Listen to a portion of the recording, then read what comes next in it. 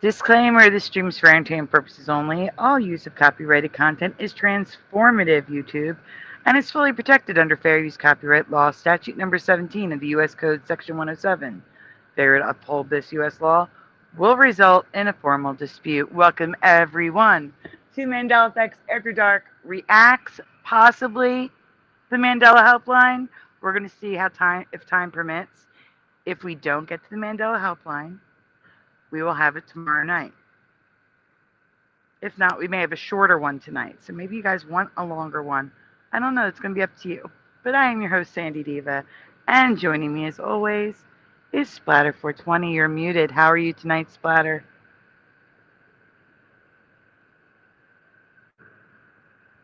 You're still muted. You can't unmute me? No, because you muted yourself. Oh. Mm-hmm. I had to. How are you tonight? I'm okay, I guess. I was trying to go as quick as I could, but I had to get something to eat, you know. It happens. People need food sometimes. Yes. Really quickly, I'm going to do a quick shout out because it's a very short shout out list right now. First in the chat tonight was Astral Fugitive, aka Sir Gregor, followed by Kasoon Lee, Kitty Cattywhack, Milan Pavlovic, welcome, Jennifer, Broken Shadow Feather, Blue Pac-Man 13, and Ken Raz. That's all I can see.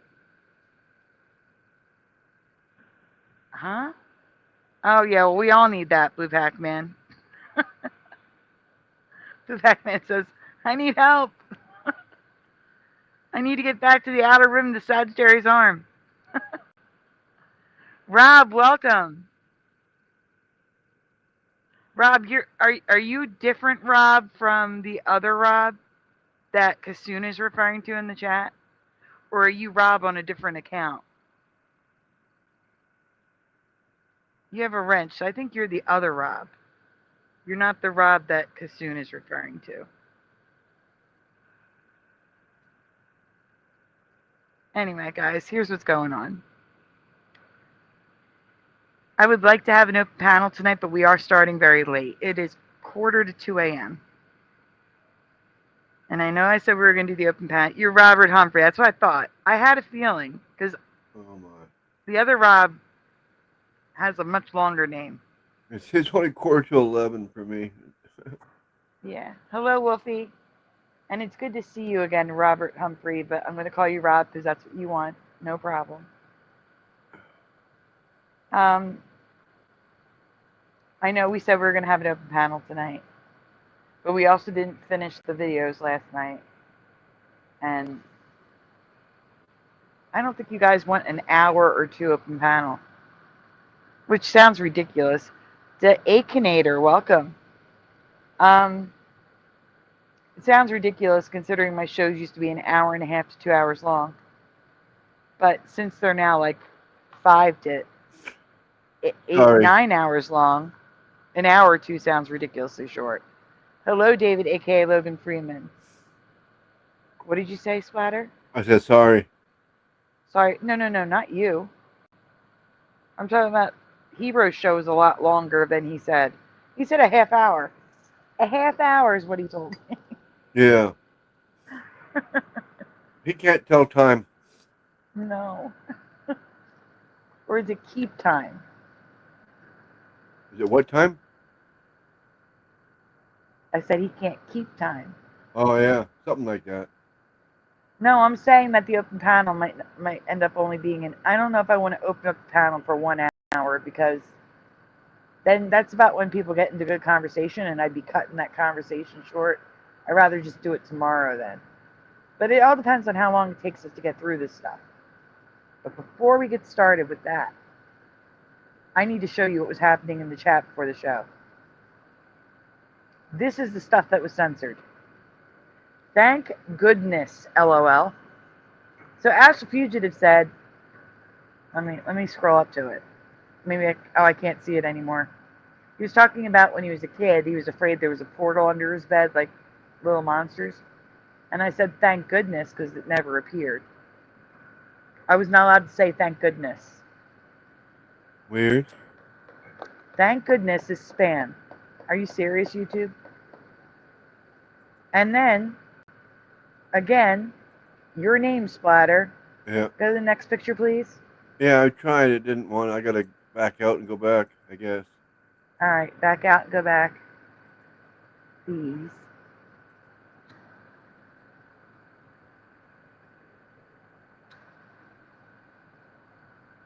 Where the hell did it go? We do, David, aka Logan Freeman, but It's we usually gone. start an hour earlier. It's gone, Sandy. It's right above it. Where? They're right next to each other.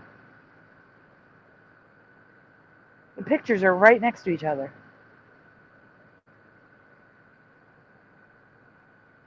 Oh, in Facebook. Darn. Yeah. Oh, silly me.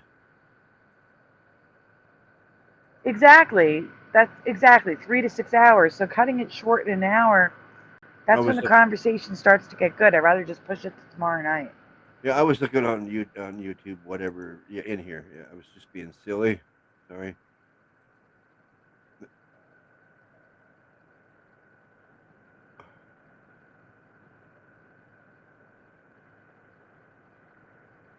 Okay. So twice I tried thank goodness, and that's what that thing above is. And then I said, well, I can't respond, it's censoring me. And then I wrote splatter is almost home, and then that was also censored.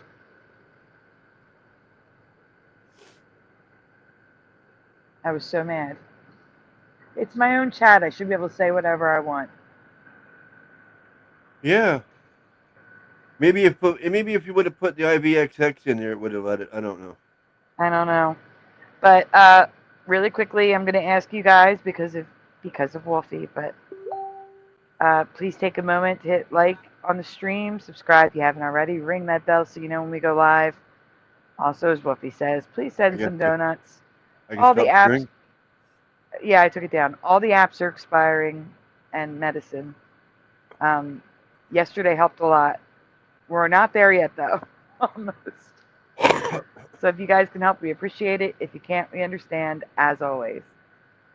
All right, let's get into this because the first video we're looking at is not the ghost one. We're going to save that for a second.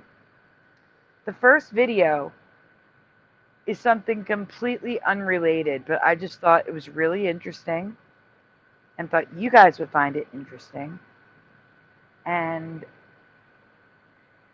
well, we're going to be reacting to somebody reacting because I could not find all the videos he was reacting to. But maybe you'll like the guy and want to subscribe. So he is linked in the description. His name is Cam. Wait a minute, I gotta cheat. KIRKHAM Reacts. So we're gonna be checking out his video. He did a great job splicing together the videos, I gotta say. So, Splatter, if you wouldn't mind getting that video up, it's already in the private chat for you. Yeah, I got it.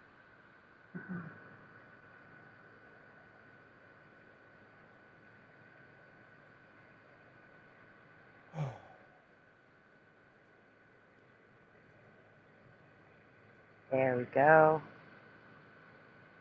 All right, actually, before I put you on the screen, I should make a banner for him. Yeah, he's sure gripping that mic. KIRKHAM. Huh? I said he's sure gripping that mic. Yeah, I didn't even notice that. All right.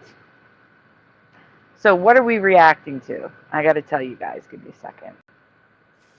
Don't play it yet. I got to figure out. I think yellow. No, red looks good. All right. So listen. What we're reacting to here. Hellcat. Hello. Hello, Jariah. It's basically people from the past telling us what they think it's going to be like today. So, like, if your parents were interviewed when they were teenagers, what they thought 2025 would be like. So I thought it was interesting. Well, that could be. And I know it's a little off topic and everything, but I just thought, Halloweenish. We'll change the pace, and then we'll get to the ghosts. It's Okay? Halloween season anyway, right? Yeah. We'll get to the ghosts after this. Thank you, Jiraiya. All right. Splatter? What? Hit play? Yes. Okay. Past predict 2025. Hello, you gorgeous donuts. Today, I thought that we would look at predictions that people... Rewind it. Just rewind the whole thing. Did he just call us donuts? Did he call us donuts? I don't know. Did he? Listen, he's got an accent. I need you guys to help me. Did he call us donuts? Listen. I don't think so. Ken Raz says yeah. Listen. Okay. Ready? Yep. People from the past predict 2025. Hello, you gorgeous donuts. Today, I thought that we would look at donuts. So, you know what we got to do. He's calling us donuts. Or donors. I don't know. No, he's calling them donuts. Okay. Well, we'll accept that. We're donuts. That was just funny.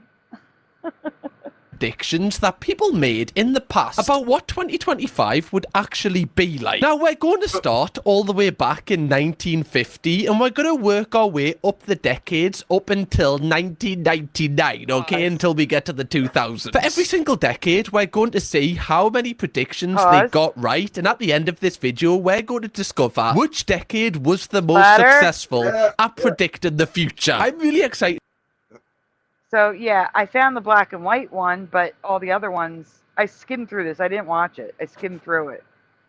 I found the black and white one, but I didn't find any of the other ones. So, like I said, this is nicely spliced. We get little bits and pieces, and we're not watching, 10 videos that are 20 minutes to a half hour long. So this way's better anyway. Welcome, Surface Planet Radio. Lots of donuts. For those that don't know, donuts are... tips, donations. So, if anyone would like to donut, the links are in the description. All right, Splatter, you can continue. Yeah. Oops. For this, but also kind of nervous. Which decade do you think is going to be the most successful? Let me know in the comments now. So, we're going to begin this in the 1950s. I can't believe they've actually got footage from this. Even more staggering, science has achieved another miracle, and is now able, across thousands of miles, to transport an image.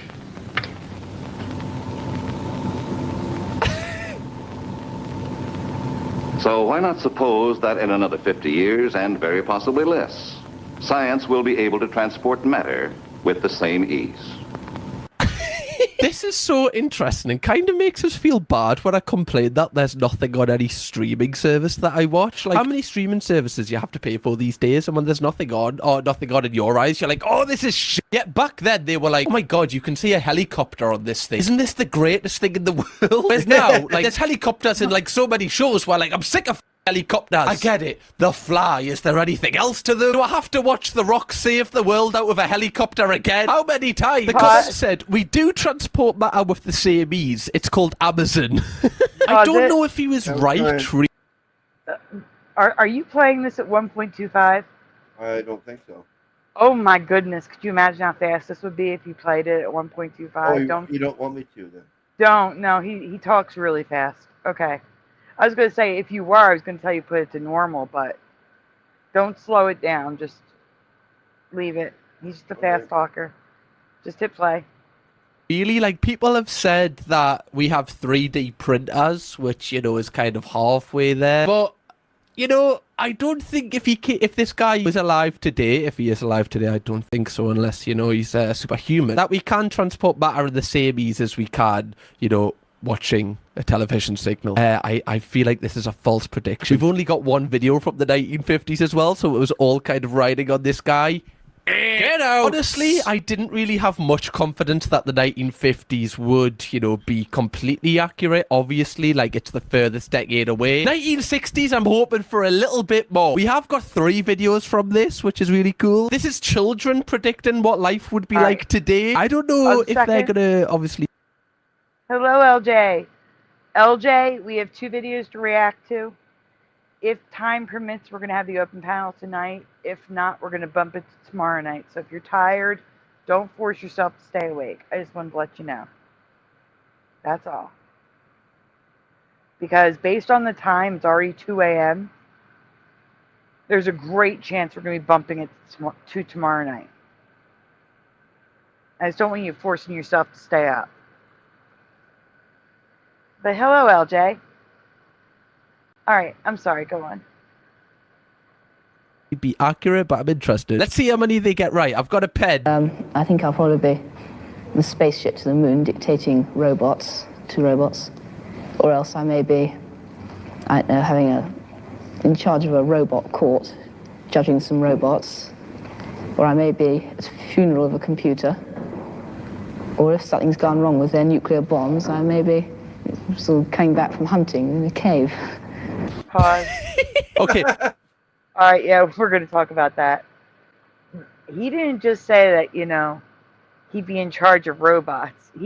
A robot court where robots are on trial.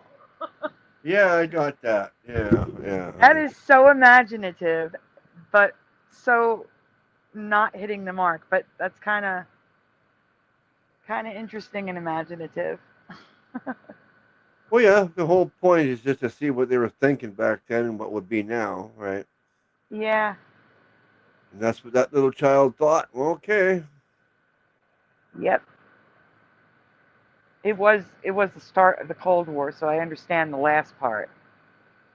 Where he's like, I just come back from hunting in a cave. Is AI considered robots? If you're putting the AI in the robots, yeah. Yeah. True. Mm-hmm. But technically, Furby is a robot. Technically. Furby? Yeah, remember Furby? Was it That fuzzy thing with the big eyes and the big ears. Okay. That learned. And technically, AI was in that.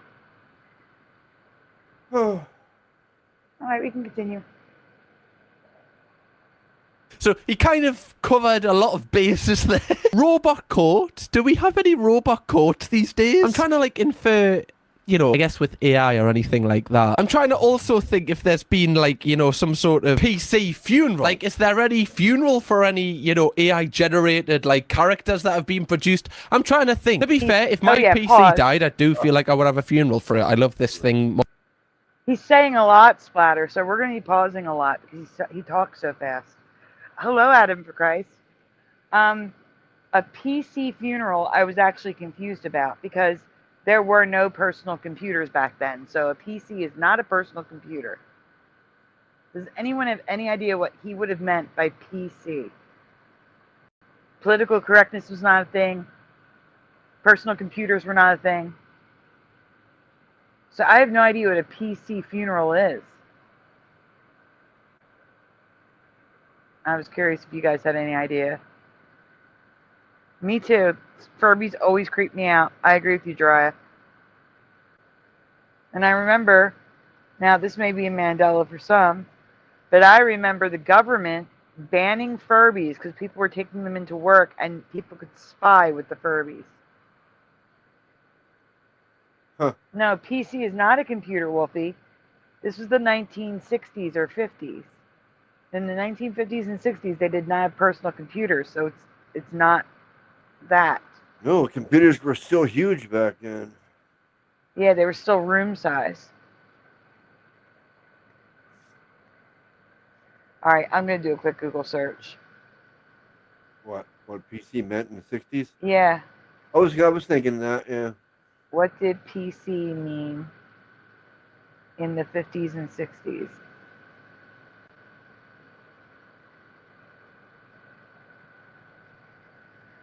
Okay. Police constable funeral or petty cash. Printed circuit.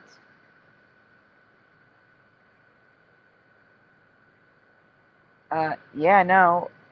Okay, that's all they have. Past commander, police constable would be the only ones that would make sense. But why would he think he was at a funeral for a police constable or a past commander? That's bizarre. Yeah.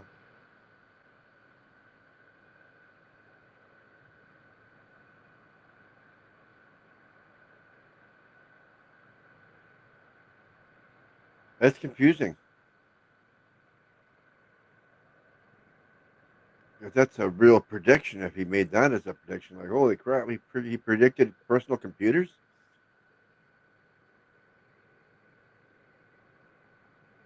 No, he didn't predict personal computers.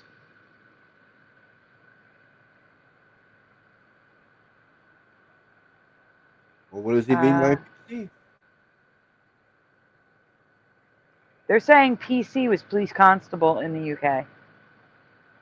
Yeah. So So that doesn't make sense. why would he say he'd be at a police constable's funeral? That's what I mean. Oh, weird. Okay, we can continue. Because he kind of predicted the future.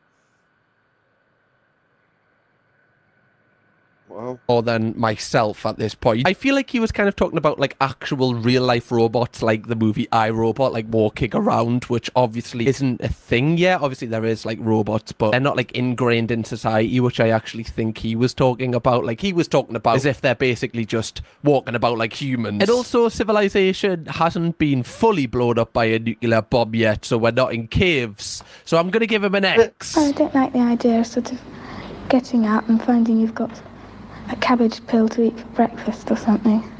A pause. cabbage peel. Is she basically... Pause. Okay. So, all right. Listen, a little while ago, a company tried to sell food in little squares. yeah. Little squares of food.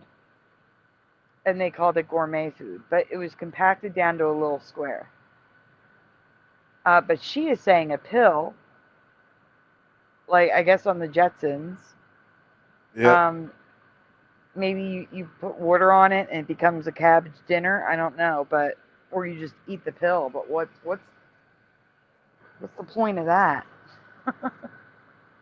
Soylent Greenie, says LJ.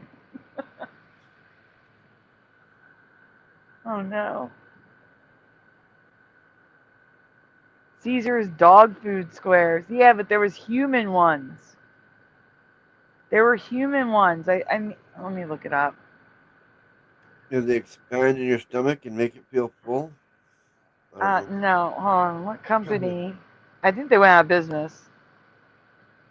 Sold food in squares. Or I should say, sold square food. Sold compacted square food. Like the kennel rations, dog food stuff? The company Square Eat sold yeah, they're out of business.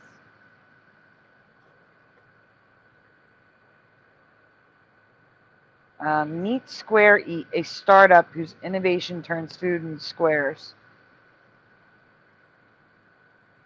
Yeah, Wikipedia says was, so they closed. You guys want to see a picture? See what I'm talking about? Well, yeah. All right, I got some. I'm getting some. Hold on.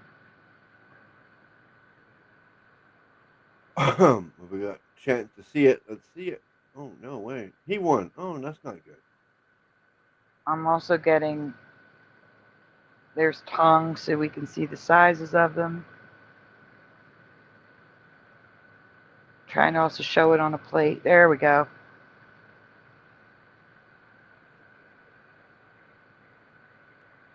One article said that it's innovative and dystopian in quotations.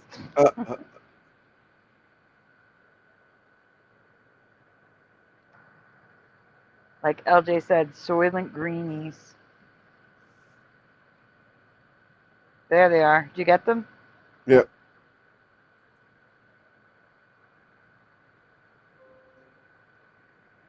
Yep, there they are. Oh, they look like Soylent Green, too. Mm-hmm. Oh, I'm not stop sharing. I want to share. Well, I guess I had to do that anyway. You did. Got him? Nope. Yeah, here we go, guys. So this is the company I was talking about, and these are the meals in a square. Here's toilet green in the middle. Here it is. It's toilet green. Go. Yep, there's close-ups. You can keep going. Zucchini square, broccoli. Are there prices there? No. No. Yeah, broccoli and hazelnut, sweet potato, salmon square. Ew. Sea There's bass. salmon. Okay, I was looking for some sort of sea bass. Oh. And basmati rice. Basmati rice is awesome. Oh yeah, that's good rice. Yeah. Okay, next. I love sea bass too.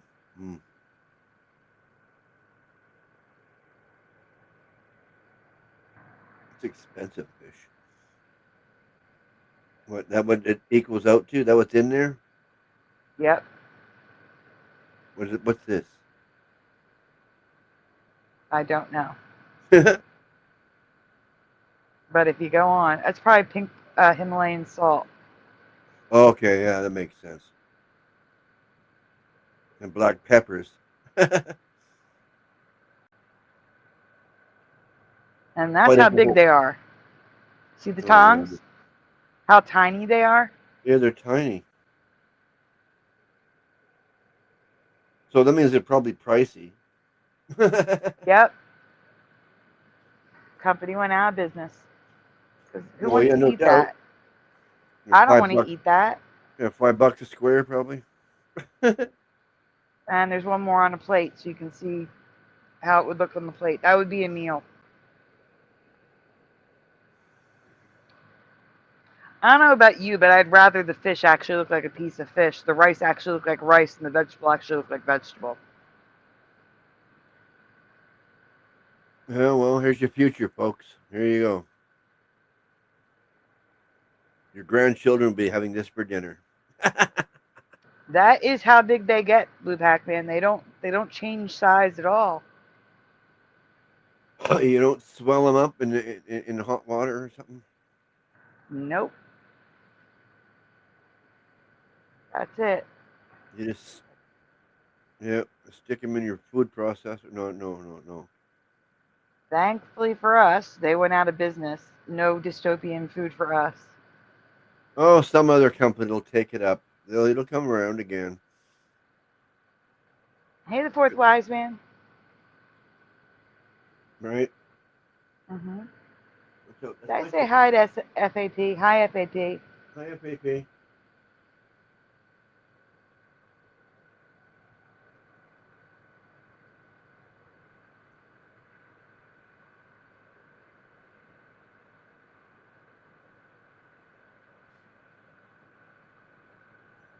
We're just waiting for you to pull the video back up, Splatter. Oh, are you? Mm-hmm. Okay. What video? You will owe nothing and love it. I like that slogan much That better. video. That's right, yeah. Yep, that's that dude. All right. Yep, that's exactly it. Where'd it go? Oh, hi, Preliminal. $20 for 80 grams of more highly processed goo. Exactly. Yes, I said $5 per square, right? Yeah. Yep, it looked like astronaut food, exactly. Except it was meant for people, and they were charging a major premium. It's a good thing someone else took my pricing. Sounds good. Yeah, $5, $20 on that plate right there. It came out around the time of HelloFresh, and I saw a video on it. Like, why get HelloFresh when you can get little squares of pre-made food sent to you that you just heat up? Yeah, great, thanks. I'll take HelloFresh if I had the money. Yeah, just stick it in your non-microwave heating oven, whatever you call it. I don't think you could microwave them. No, I'm not saying no. I'm not saying microwave because microwaves will be taken. Everybody's throwing their microwaves out, so they're a thing of the past practically already. Not here. Really? I don't know anyone throwing their microwaves out. Oh man, around here it's like an epidemic. Like, okay, so if I didn't have Joey to cook for me, I would be getting Meals on Wheels, and those are all you stick in the microwave, all of them. They're prepackaged, like Factor. Have you seen Factor? Yeah, yeah, That's what Meals on Wheels looks like. yeah.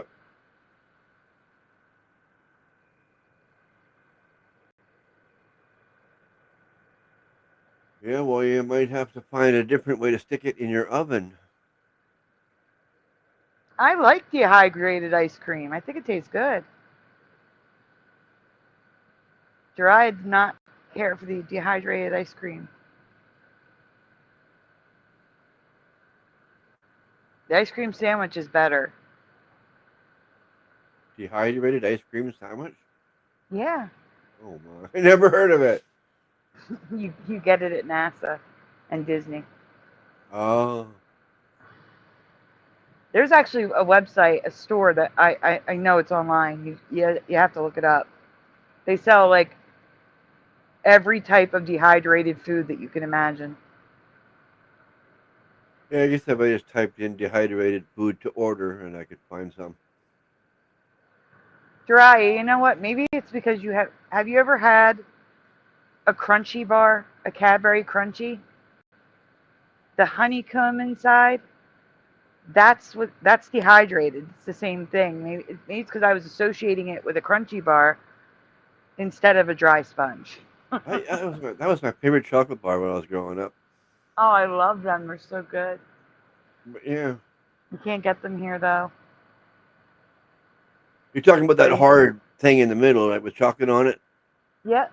When you suck on it, or you Oh my bite it gosh, and you they were feel so like you're going to good. break your teeth?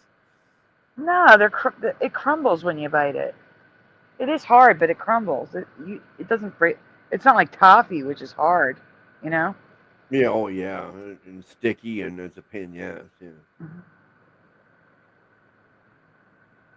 No, I know the one you're talking about. Yeah, the crunchy one, yeah. But if you have bad teeth, it feels like you're going to break. Yep. All right, we can continue. Basically assuming people on a diet or that cabbage peels are the only thing we can eat, because I imagine there is someone out there that does just have some iceberg lettuce if they're on a bit of a diet. So I don't really know how to judge that one. I don't know if she's kind of saying that's the only thing, because that would be sad. You know, her predictions for the future weren't very positive. Everyone just eating lettuce like we're hamsters or something. All these atomic bombs will be dropping around the place, and one will get near the centre because it will sort of make a huge great big crater, and then the world will just melt and the world will become one vast atomic explosion, and it will become like a supernova, stars. What? He's All right, you know, positive about the future then. Very deep child, future serial killer there, I imagine. One thing I will say is, although these people are obviously children, they seem really mature. And I'm trying to gauge, like, people this age, are they as mature these days? Like, are we as mature as what people were back then? Because obviously, like, you know, the internet's had a huge effect on how people grow up these days. So interesting to see. No. We baby our children now. We do not treat them like they were treated back then. They weren't even treated like that. We weren't even treated like that. Our generation wasn't treated like in the 50s and the 60s. Much more was expected from children back then. They were expected to clean. They were expected to work. They were expected... Not today. Very rarely. So no, I think they grew up faster. We grew up faster than the previous... You know, each generation grows up faster than the one before it.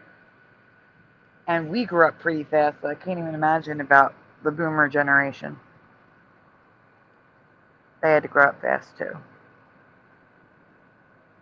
Alright, we can go in. Okay, the fourth wise man is teaching people how to blow up their microwaves. Different. Like, I find it crazy that they've actually got these videos. Like, I was so excited to record this just to react. Like, I haven't watched these. Some madman will get the atomic bomb and just blow the world into oblivion. There really is an obsession with the atomic bomb here. And Oppenheimer hadn't even, released, so they can't use that as an excuse. In 1966, people weren't really positive, were they? About the future. I was hoping that some of the kids would be like, oh, I can ride to school in like a flying spaceship or something. No. Everyone just thinks the world's gonna die. Well, I think that it'll be so overpopulated that there'll all be wars, all nuclear explosions and everything. It'll make the Earth, too much radiation on it. It'll become too hot to live on. I think that there'll be no life at all, really, on the Earth. To be fair, I mean, she has got to the extreme. Like, this isn't the case. But global warming, so I guess she again halfway, but it's still incorrect because it hasn't happened yet. And this is what we're predicting. What was going to happen this year. But I can see the vision, love, is what I'm trying to say. She knew it before everyone else. I think it'll be very dull, and people would all be squashed together so much there won't be any fun or anything. And people... This is what propaganda does. Yeah. This is propaganda. Oh, the world is going to be so overpopulated that we're going to be squished together. Like, this is what propaganda does. They feed narratives into people's heads. And now you have multiple kids worried that the world's going to end in nuclear explosions by 2020. And they're going to be all squished together. Like, there isn't a ton of empty space across this earth. Yeah, I mean, there's so much empty space. It's incredible. There's no way we could fill it all up. No way. It's crazy. Even if every person had themselves in 10 miles around them of their own land, we couldn't, no, it still couldn't happen. It's sort of like, they fail to mention that all the trash ever created by humans in the history of humanity, all of humanity's trash would fit into the size of Rhode Island. All of it. Every single piece. Not that, it's great to have a whole state that's just trash, but you know what I'm saying. All of it would fit into the tiny little state. Anyway. Alright, go on. Be rationed to the amount of things they can have, because if they had too many things, it would just squash their houses, and they just wouldn't be room for them. I mean, again, halfway you could argue with London. Like the tube, everyone's squashed together, just trying to, kind of just spitballing here, trying to back up that lass's point. Although I don't really know what she's saying about if you have too many things, your house will get squashed. I don't know what she's kind of referring I'm lost to. there too. I'm with him 100%. I don't understand what that means. Yeah, that makes no sense at all unless you're It does putting this not, up on no. top of your house. Exactly.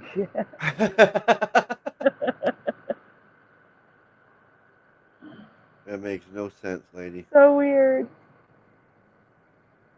There. I mean, the housing developments now, Hey, new Dad. builds, they do squash houses together a lot more. But I don't really feel like that's kind of what she's saying there. I feel like she's saying that you've got too many things in your house, so your house will be squashed. Again, like, were these kids told that they have to be as sad as possible? Like, not one of them has said a nice thing yet. I think it'll be people will be regarded more as statistics than as actual people. Okay, I call that a prediction that is right. I feel like that young man has got it. Tick for... That's an accurate prediction. We're more of a number. We are less individual and more statistics. 100%.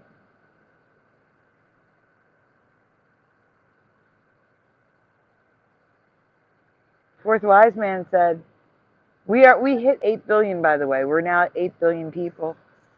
If you divide the earth with 8 billion people, what was it saying? If you divide world land mass equally between 8 billion people, everyone gets 3 acres each approximately.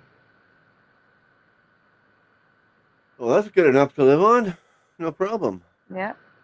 That prediction hurt my head. Oh, it hurt my heart.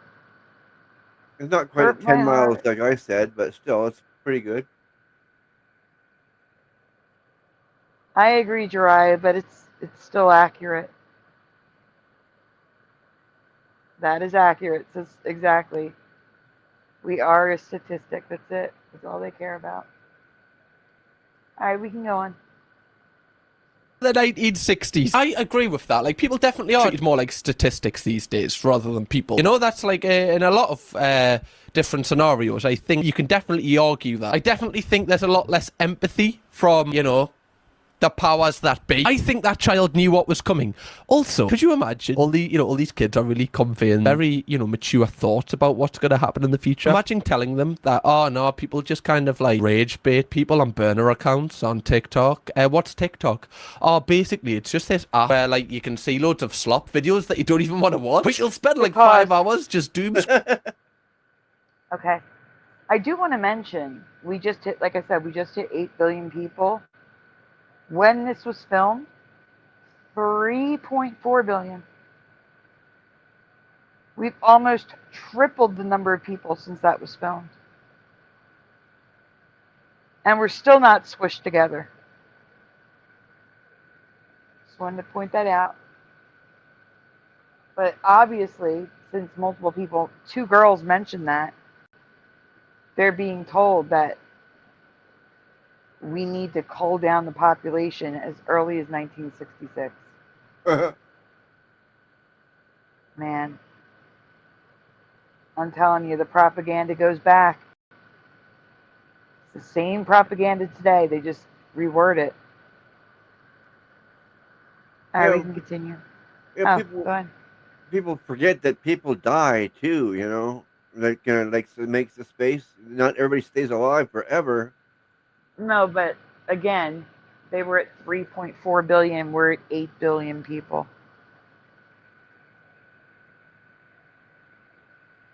Yeah, well, more people have to know. I don't know.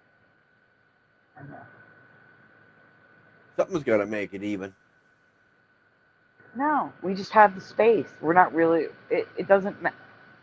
We have space for probably 50 billion. Like there's enough space. Yeah, there's lots of room left. Lots. There's no way. I agree. We're not going to run out of space. And cities create more space by building up and under the ground. That's true. We got it worked out. Yeah. Okay. Yeah, we can continue.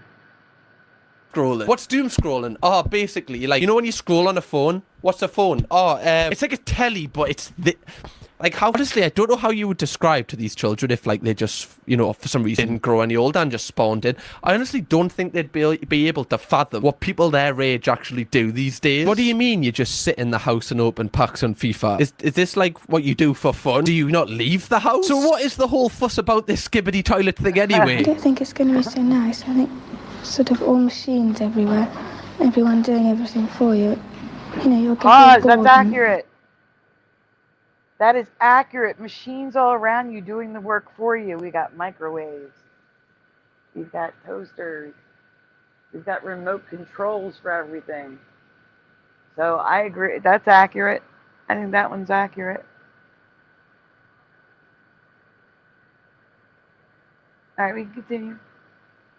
I don't think it'll be so nice. I think that's kind of half right. I think it's more than half right. Like, stuff is very more seamless these days. Like, a lot more stuff, unfortunately, with the rise of, AI and stuff, a lot of people, rely on that, which is really worrying. I think we can give that a tick. I think we can. Is this boring, this video? I'm enjoying it. I just find it really I'm enjoying interesting. It too. People can't live it's just that you talk really fast. In ordinary houses. Yep. Can you rewind a tiny bit? They hit the J button. Or do it that way. I just want to hear what she says. Okay. I had to find the J button. All right, just hit play. Hey, Morgan. Rely on that, which is really worrying. I think we can give that a tick. I think we can. Is this boring, this video? I'm enjoying it. I just find it really interesting. People wouldn't be able to live in ordinary houses because that would take up too much room. They'd have to be in flats, piled on top of one another. Like that. And the houses would be rather small. Tell me that's not propaganda being fed to these children. That's the third one saying there's not enough room to have a normal house. And if they did, they'd have to be really small. That's ridiculous. They don't realize how big their worth actually is, do they? Guess not. And everything would be cramped up, very cramped. One thing I do want to say, though, obviously I wasn't about in these times. If anybody in the donut community was about in these times and can remember the 60s, was there not flats then? Surely they Well, I would guess have we have been. to But did pause everybody have a house? Like, He's saying donuts. I can't ignore that. The donut community. So, guys, please, if you can, send donuts. All the apps are expiring, medicine and all that. So, What if does you he, can send what does he donuts, mean by please. donut community? I guess he calls his community the donut community. But why? I don't know. I guess you don't know either. I know you're. No, I just.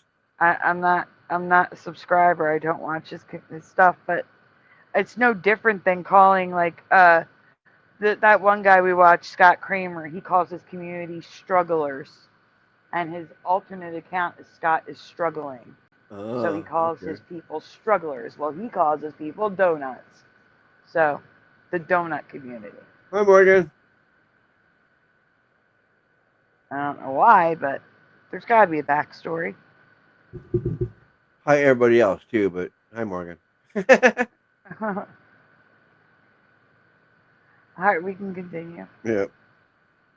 surely flats existed then. She is very right, though. I definitely think there's an influx of flats now. You know, obviously, like, you know, unfortunately, like, building developments make more money the more people that are in there. So they build flats and build smaller houses so they can fit more houses in. That's one of the truest predictions we've had. Do these children, like, is this actually what they, like, it's mad that they actually care about these things at this age. Like, it's a great thing, but I was expecting, like, oh, you know, maybe, you know, Pingu will finally speak. See, this is what I would be saying. I'd be so out of it. He's just rambling now. But Jariah, that's not true. It depends. You get to choose your donuts, right? If you choose like a Boston cream donut, or I forget the name of the one where it's like a Boston cream, but it's got like the pudding inside, not the cream. If you get, or a jelly donut, you're getting the full donut. So you're choosing to buy one with a hole. Yeah. Weird. Oh, it turned off. See, now how come Morgan can say your name and I can't? On my own channel. I don't know. He's in the chat.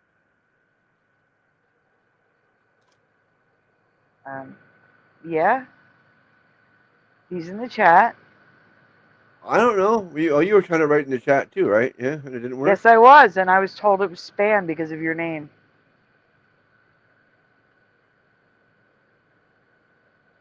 Morgan Special. Guess so. Do's and donut, says Blue Pac-Man. There is no flour. What?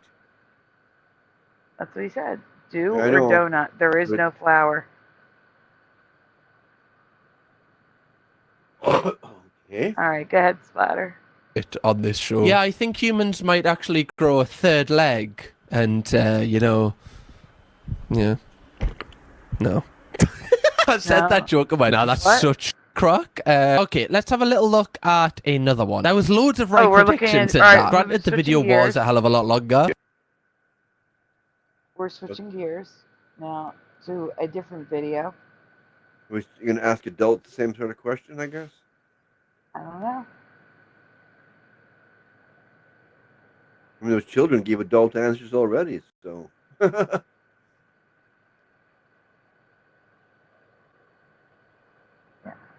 Okay. Yep. We can go on. I'm sorry. I was looking at the chat. Well, yeah, no problem. I just, I like to wait. You never know.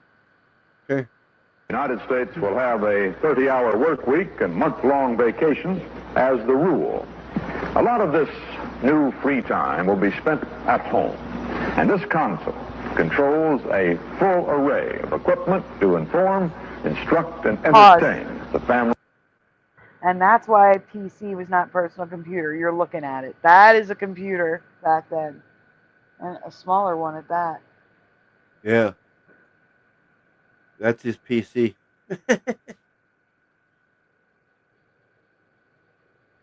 All right, we can continue. Hey, Of Super the Dave. future.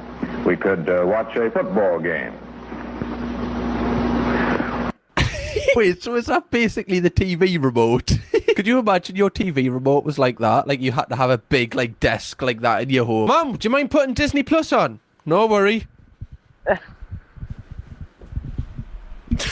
That would be so inconvenient. At least you would never lose the remote. You know, like when you're sitting on the sofa with your family and like people are convinced that you're sitting on it, but you're not. You wouldn't have that issue because the remote is constantly over there, taking up half the house. Or a movie shown in full color on our big 3D television screen. Okay, that's right. Full color 3D telly. I think he just means that it's not like a projector. I don't think he actually... I mean, we did have 3D tellies at one point, so I think we can take that. Again, just topping up the 1960s here. 3D tellies were such a weird phenomenon for, like... They lasted, like, what? Maybe 2 years? Like, where... You know where it was a big thing in cinemas as well, to go and see, like, 3D movies where you wore the glasses? And then it just died out. I think it was just kind of, like, it hurt your head, and, like, the novelty wore off really quickly. And then people realised, like, oh, it's actually just better watching it just on the screen rather than, like, it coming out at you. I honestly thought they were going to do more with that and, like, make it 4D in all cinemas and stuff. I know some did have 4D, but it just kind of died to death. People really didn't like kind of take well to that in the long term. And I never had a 3D telly at home, but I just couldn't imagine, like, you know, you just want to sit down just in your comfies. I can't imagine just having to wear like big bulky 3D. Too much. Yeah. Just I never say seen something. a 3D movie. You haven't? No. Oh. I haven't been to the theaters in years. I mean, I don't remember what year it was, but the last 3D movie I saw was Coraline. Hey, OA. And he says they're finished now, so they don't do it. So I missed it.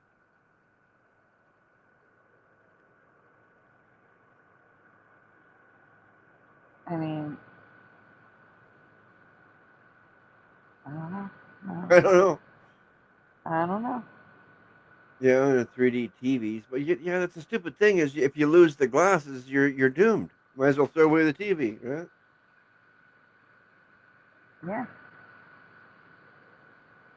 That's the major problem. They got to make 3D so you don't have to wear some sort of eyewear to watch it.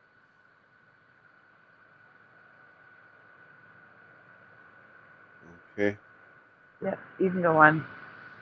Glasses. Adds a summary of news relayed by satellite from all over the world. So I might check the latest weather. A telephone is this instrument here. If I want to see the people I'm talking with, I just turn the button and... Pause. Check before it's time. We've talked about this. Check before it's time. He's talking about FaceTime on a big computer screen. Yep. It's predicting it. But all you gotta get that big desk full of stuff. Yeah, well, that's what he had to work with back then. That he is predicting. He's predicting FaceTime. He's predicting WeatherBug or any other app you would use. Check the weather. Yeah, but yeah, video phones back in the. I know we've covered them. I know. Craziness. These things did not exist in our past. Bad Splatter. Oh, okay. So that's basically FaceTime. Or like, you know, Teams or Skype or whatever. That's right. We can take that off. To be fair, he's actually really spot on. He's like, you know what, right? Yeah, you can call people now, but you're going to be able to see them when you ring them. How good's that? It's like here. The people that you don't want to speak to, you can also see them. That's great, isn't it? I'm having an absolute whale of a time. This might be my favourite video ever. Okay, what more? The 1960s idea of the home in our times. So what the home looks like. His assignments are programmed into the home computer and fed Online into teaching shopping, machines, which allow him to progress as rapidly as his awakening mind can absorb the audio-visual lesson. That's true. Like, I had my maths in school where you used to have to log in and, like, it would automatically go into the teaching system. Good prediction. Although they didn't predict the trims. Although people may argue that I have the same trim as this boy. Did nobody suspect that everybody would have a mullet with shaved sides and a mustache? What kind of a prediction video is this? Did nobody predicts Benson Boone? Boone B. Mikes. Honestly, shite. At the turn of the next century, most food will be stored frozen in individual portions. The computer will keep a running inventory on all foodstuffs and suggest daily menus based on the nutritional needs of the family. Me? That is accurate. There are refrigerators that do that. Go ahead.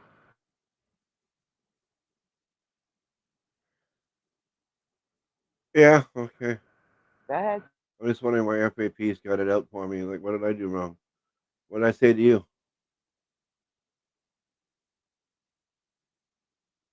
They're just joking, Splatter. I Continue. don't like it, okay? Jokes don't come across well in print. As if, you know, you're very posh. But most people don't have this. I think they overestimated our abilities. You know, my computer does not have a running inventory of what is in my fridge. If it did, it would say f all. There's nothing there, fella. That would be cool, though. Maybe in another 25 years we can do this video, and hopefully someone's predicted that today. Fingertip shopping will be one of the many homemakers' conveniences. He doesn't know that refrigerators will, like, literally take note of what you need in your fridge. Because they've been around for like 5, 6 years now. That's interesting. Yeah, they have smart everything now. Smart refrigerators. I don't recommend them, but they have them. Hello, Ben. All right, we can continue. This video console will be channeled into the store of her choice. There, a camera will scan a display of wares, which she will select by push button. You didn't need to do that. Not accurate. Like, this is so strange because obviously online shopping is so normalized to us. But like back then, they were like, oh my god, one day you'll be able to like buy a t-shirt like on your computer. Like, that's unbelievable. Now, like, everything is done online. Like, shops in the high street are like dying because everybody just can't be asked to go anymore. That's so mental. I agree. I prefer dumb refrigerators. Freaking Shadow Feather. Yeah, Super Dave can start his washer with his phone. See what I mean? I prefer dumb appliances as well. Because now you also have to repair computers, and they make things to break. So I would prefer things to last and have a lot less that can go wrong. Yep. But I guess, yeah, online shopping, the pictures are there. But what they're saying is she would go to a specific store, and then they would scan those items in the brick and mortar store. So a little off from online shopping. They didn't understand how it was going to work. But yes, that is what they're predicting is online shopping. It's kind of crazy. Yep. Good on them. Okay, continue. Obviously, it's probably an easy prediction, but still got it right. Just saying, the 1960s, right, were cooking. They were cooking so much more than the 1950s. What the wife selects on her console will be paid for by the husband at his counterpart console. All bills and transactions will be carried out electronically. Oh my gosh. So you're going to tell me they predicted online shopping, right? And they're doing everything on a digital screen. I know they had typewriters back then. Like, they really thought it was going to be a written receipt. That's so funny to me. They're still going to write a receipt, but they have a keyboard right there. Anyway, weird. All right, go on. Okay, Mr. Narrator. Some things never change. Men. Why can't we predict that those would go extinct? Am I right, ladies? Can you order a new man online? Don't want to find the answer to that, actually. Probably some weird website. Local DILFs in your area. Yes, please. Also at his disposal is an electronic correspondence machine, or home post office, which allows for instant written communication between individuals anywhere in the world. I mean, we have emails, so they kind of underestimated us with that. We don't need the paper anymore. People don't really get paper statements. You know, everything is done online, so they've kind of underestimated us there. Just saying, we actually might have, you know, outdone expectations. Okay, 1970s. Now, I'm just saying, there is pressure because, you know, you're 10 years later. You should have a better idea of what's to come. Shopping trip at home using the interactive television screen as a vast catalog, reviewing the possibilities, narrowing the choices, comparing the products. If a selection is made, now that looks like online shopping. Payment from the family bank account into the stores. Oh, they kind of killed. Oh my gosh. So they didn't think that you could just type the numbers in online. You were going to scan the card. Yeah, they didn't think of a scanner. No, I'm saying, like, if you Ladder, when you shop at home online, you type the numbers in. There's nothing to scan or swipe or anything. Well, Can you yeah. imagine? That's what I'm saying. They couldn't think like type the numbers in. I don't know. It's still good on them. They literally accurately predicted online shopping, minus the credit card. All right, go on. Build it there. They were cooking until they don't know. I've never had to do that ever, where you actually physically have a thing where you put the credit card in. Obviously, you just put your details Pause. into the actual Actually, system. there was a device. Furthest decade. So there was a device. It was a little white square you plugged into the top of your iPhone, so you could take credit card payments at like yard sales and stuff. So they did have stuff. I forget what it was called. A Square. Oh, it was called Square. Now Square is like a payment processor. It's much, the company's much bigger. It also, some people use it for their businesses for paycheck systems. But it was called Square. It came out in like 2004, and I had one for yard sales and stuff. And it's so you could take credit card payments like at a yard sale. All right, go on.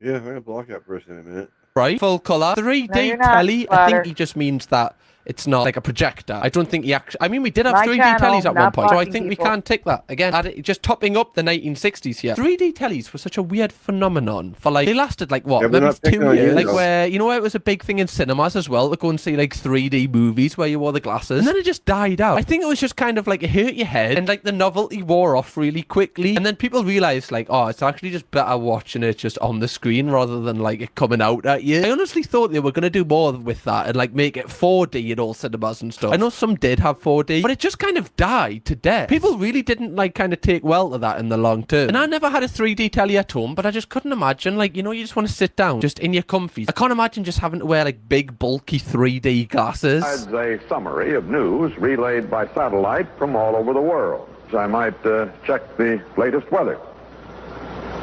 A telephone is this instrument here. If I want to see the people I'm talking with, I just turn the button and there they are. Oh, okay. So that's basically FaceTime. Or like, you know, Teams You just got or that? yeah, Skype or whatever. That's right. We can take that off. To be fair, he's actually...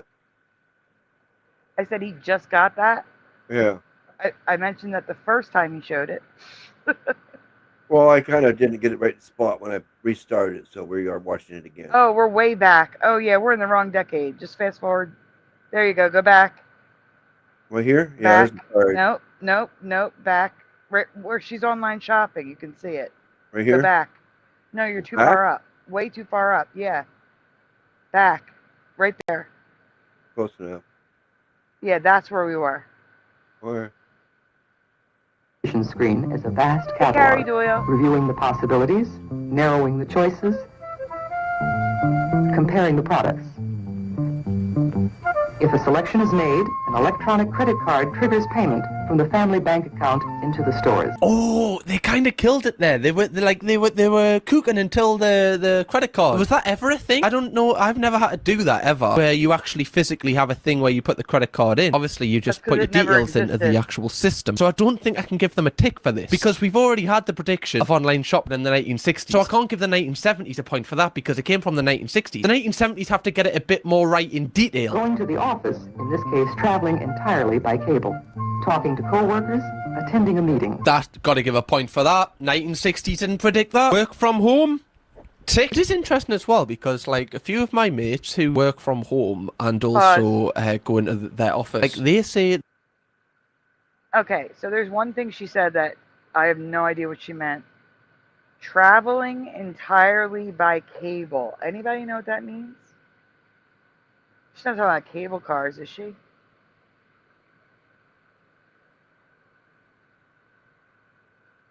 Don't know. Like, you know, the cars, like, like the San Francisco treat, the trains on the cables, you know what I'm saying? Yeah. Maybe that's what it is. Or cable internet, says OA. Hello, anorexic dyslexic. Trying to say that we could travel through the cable, like digitally, and then show up somewhere else, like Jetsons. Travel entirely by cable, it says. But that's what they were saying was, I think OA is correct, because then he showed the guy sitting down and talking to the office online, face to face, using FaceTime. Oh, okay, yeah. Well, we pretty much do that. Trolley, that's the word I was looking for. Thank you, anorexic. I could not think of the word trolley for the life of me. All right, we can continue. Oh, yeah. They actually like having a balance of like going in a couple of days, whereas like I would always say, oh, I'd rather just work from home, whereas it's interesting that some people don't actually like doing full-time work from home. They like getting out of the house. I just find it interesting how it keeps like swinging. Obviously everyone's taste different as well. Okay, moving on. This video is from the 1970s, and they're predicting what their kitchens are going to look like in 2025. They've called it the super kitchens of the future. The kitchen is one designer's view of how the kitchen of the future, and they're not. Yeah, I don't think we can give them a mark for design here. Something about the two turrets that are coming off the roof just doesn't seem, that practical for me. I mean, like... You'd be surprised what rich people have in their homes.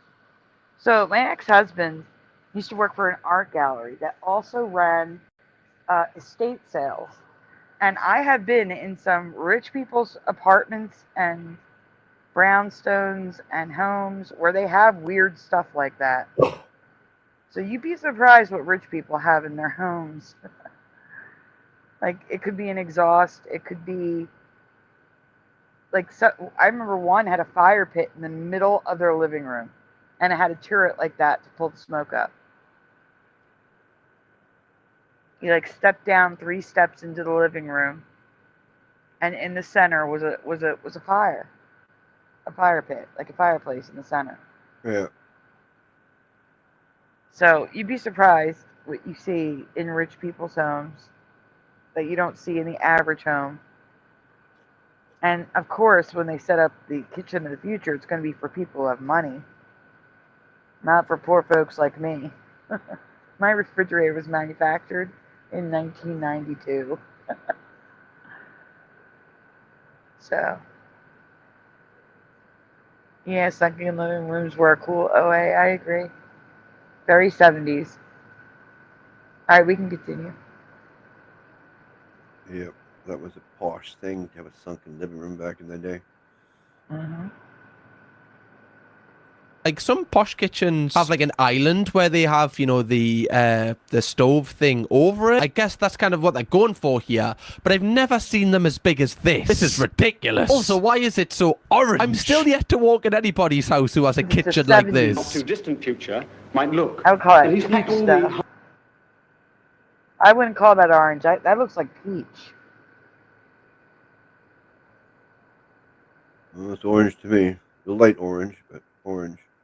Light orange is peach. Yep. Okay. Okay, we can continue. Hardware you could possibly want into these 3 cylinders. It seems to have all sorts of advantages. It means to the designer that he can break away from the traditional linear design of kitchens dictated by the 4 walls. By making them revolve, it means that he can make them do the walking for you. And he's been able to pack into this single 5-foot cylinder, for example, cupboard space, a dishwasher, microwave oven, more cupboard space. Is that cool? I'm trying to think if, like, in my kitchen's small, if this was there, a lot more space would be freed up. However, it would be a lot uglier. It is interesting. I will give them that, but it definitely isn't applicable to today's kitchens. I've never seen anybody have a kitchen like this. You get extra stuff out of the refrigerator. And if you want to get rid of your dirty dishes... Hey, wait, there's something right there. Comes this super dish. Do you guys notice? Back then, there was no stainless steel. He's got stainless steel there. That is a good prediction. Stainless steel refrigerators, stoves. Like, back then, it was all that, like I have out there. I have the white plastic, but they have white, green, yellow, mustard, and real orange, not this orange, but actual orange. In the 70s, brown. There's also a brown refrigerator. They have them in all the colors. Yeah. Yeah. Lazy Susan oven, yeah. And fridge. Yeah, mine's white. I have a basic white. Same. Frigidaire. Yes, that's what I have too. Oh, wow. That's funny. And like I said, you can see the manufacturer year on the door, 1992 for us. Our fridge is old. Mine doesn't look that old, though. Yes, sure. I have seen that episode. It's a good question. I'll go up to look after. Mm-hmm. All right, we can continue. Translucent? No, it wasn't translucent. No, that's a broken arrow saying. Broken shadow feather. Oh, okay. Yeah, no, it's stainless. My fridge is translucent, he says.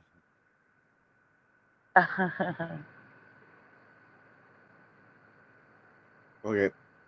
Continue. Yeah. I actually think this is... Why do I actually think this is cool as fuck? I wish kitchens were like this. What? Just like, bang, there you go, bang, there you go, bang, there you go. Slap it on the way around. No, I wouldn't do that. Not me. I'd be respectful to it, all right? I'd be like, well done. Thank you very much. We've seen the first crude beginnings of artificial intelligence. It doesn't really exist yet at any level because our most complex computers are still morons, high-speed morons, but still morons. Nevertheless, some of them are capable of learning, and we will one day be able to design systems that can go on improving themselves, so that at that stage, we have the possibility of machines which can outpace their creators. Yeah, okay, now I'm myself. Why did nobody listen to this, man? Why did nobody listen before they unscrewed the lid on everything that's happening now? I'm giving a point to that. Like, I know some people, you know, probably don't agree with me on. Yeah, that was a very smart man, very wise man, and people should have listened to that man. I agree. All right, we can continue. This, but I'm in the camp of like not using, you know, AI in terms of like ChatGPT and all that because it scares me, and I'm kind of like, I would rather just do things myself. And I know obviously it's terrible for the environment and everything like that, which is also bad, but just in my own mind I'm like, yeah, I don't want to kind of get into this, even, you know, it's meant to help. I just don't want to do it. I'm kind of fine doing everything manually because this freaks me out. This genuinely freaks me out. The fact that this was what, nearly 50 years ago or whatever, and he's predicted that, he even said AI. Sir Arthur C. Clarke, no wonder you were a sir, living up to your name there, fella. Well done. Big difference for Grant is we take the telephone. Just saying, another tick on the board for the 70s. That is so mad that we just kind of take this for granted. Like, we take it for granted now that you can watch me on here. Like, we just take this like, yeah, this is just like a normal thing. Yeah, back then they would be like, what? I wish we could like bring people back and like create a TV show around it. Obviously, that would be the first thing we do. And just like plonk people who are from the 70s into today and be like, are you impressed or are you severely disappointed? Somehow I feel like it would be the latter. I don't know why. I just feel like people would be like, I thought we would be further forward, maybe. Okay, next up we have the 80s. You're closer by another 10 years, 20 years compared to the 60s. For anyone that isn't that great at maths, Sam, yeah, don't worry. Brainwaves to convert into radio waves, sent to someone else, convert back into brain. So now we're looking at kids that, I mean, probably our age. This looks like Gen X. All right, here we go. Waves and it'd be like what would you call it? Like a telepathy thing. Can the kids not just be like, oh yeah, like I think where's Wally? People will actually start finding him. Like, what is that prediction? Well, instead of a channel tunnel, you could have something like a space tunnel, and you could go to one planet to the other, like bypasses. Little bit, maybe just a little bit optimistic there, just a little bit. Maybe I haven't found the turn off for the space tunnel. Maybe they don't have that in the north, you know, it takes us like an extra 20 years to get what the south has. We're quite far behind up here. I don't think they'll be living on Mars yet, but I think they'll still be living around here. I don't think we'll be on Mars, but I think people will just be around here. What kind of a prediction's that? So everything's just the same. But when it comes to wars and things like that, nuclear bombs, and then they're designing these different gases that can kill people within seconds and things like that, I think that aspect of technology should be wiped out completely. All right. Again, always a pleasure. Thank you, children. I don't know if this was meant to be like a light-hearted segment. Yeah, just, the gases that they kill everybody with, and, obviously, nuclear war. Okay, that's all the videos we have from the 80s, and I don't think they predicted anything. I don't think they get any points. They're currently last with the 50s. Okay, last decade, the 90s. Come on, 90s. We'll have things under control without all of these knobs and buttons. And what's more, the technology itself will be embedded in the very fabric of the house and its furnishings. Yeah, okay. So the idea is, once all the clutter of technology has gone, you'll be able to furnish your rooms in any style you like. You won't actually be able to see the technology, but it will be there, doing its job without getting in your way. Okay, I'll give a tick. Technology definitely isn't huge and big anymore like it was. You get a tick for that. That means the lights automatically switch off and on as you walk between rooms. And the home learns how bright you like them. A simple command gives you music, perhaps piped in from a sound library. Yeah, Pause, please. Yep. Hit one. Yeah, no, rich people do have that. Motion sensor lights. Why is he saying no? I mean, we have them outside and like in the driveway. Yeah. I don't have a driveway here, but at my mom's house they have it. Oh yeah. So why have them in your house if you wanted to, too. Yeah, no problem. Yeah. Yeah, that's not for the rich necessarily, but just for anybody that wants it. Yeah, well, no, in a house it's probably more expensive depending on how many lights you're getting done. Like like in my house, you'd have to install it. You know what I'm saying? Like the lights in the ceiling and stuff. Anyway, go on. Yeah. Just take one of those garage door things and stick it up there, right? Anyway. They're floodlights, probably not. People have like Google Home and Amazon Echoes in their house, so I think you have to give a point. Okay, I mean, you are the closest to current time. I am still yet to hear, go to anyone's house and they go, Alexa, bar. No, probably would leave shortly after that happened. Plugs become pads, picking up power from anywhere on the wall. Nah. And even Windows will take an active part in the home, according to another researcher, David Button. This is today's glass technology, whereby combining thin transparent coatings with ordinary conventional glass, we're able to change the performance of the glass. We can diffuse the glass for privacy, and with other coatings, we can control the glare and the solar radiation. In other words, we can vary the performance of the window. I think this would be really cool, and people may not need curtains, but I'm still yet to see anybody with that. But that actually, strangely, is a really good idea. If that was, they have it. That exists. I don't know what he's talking about. I know he hasn't seen anybody with it, but again, rich people have it. It's real.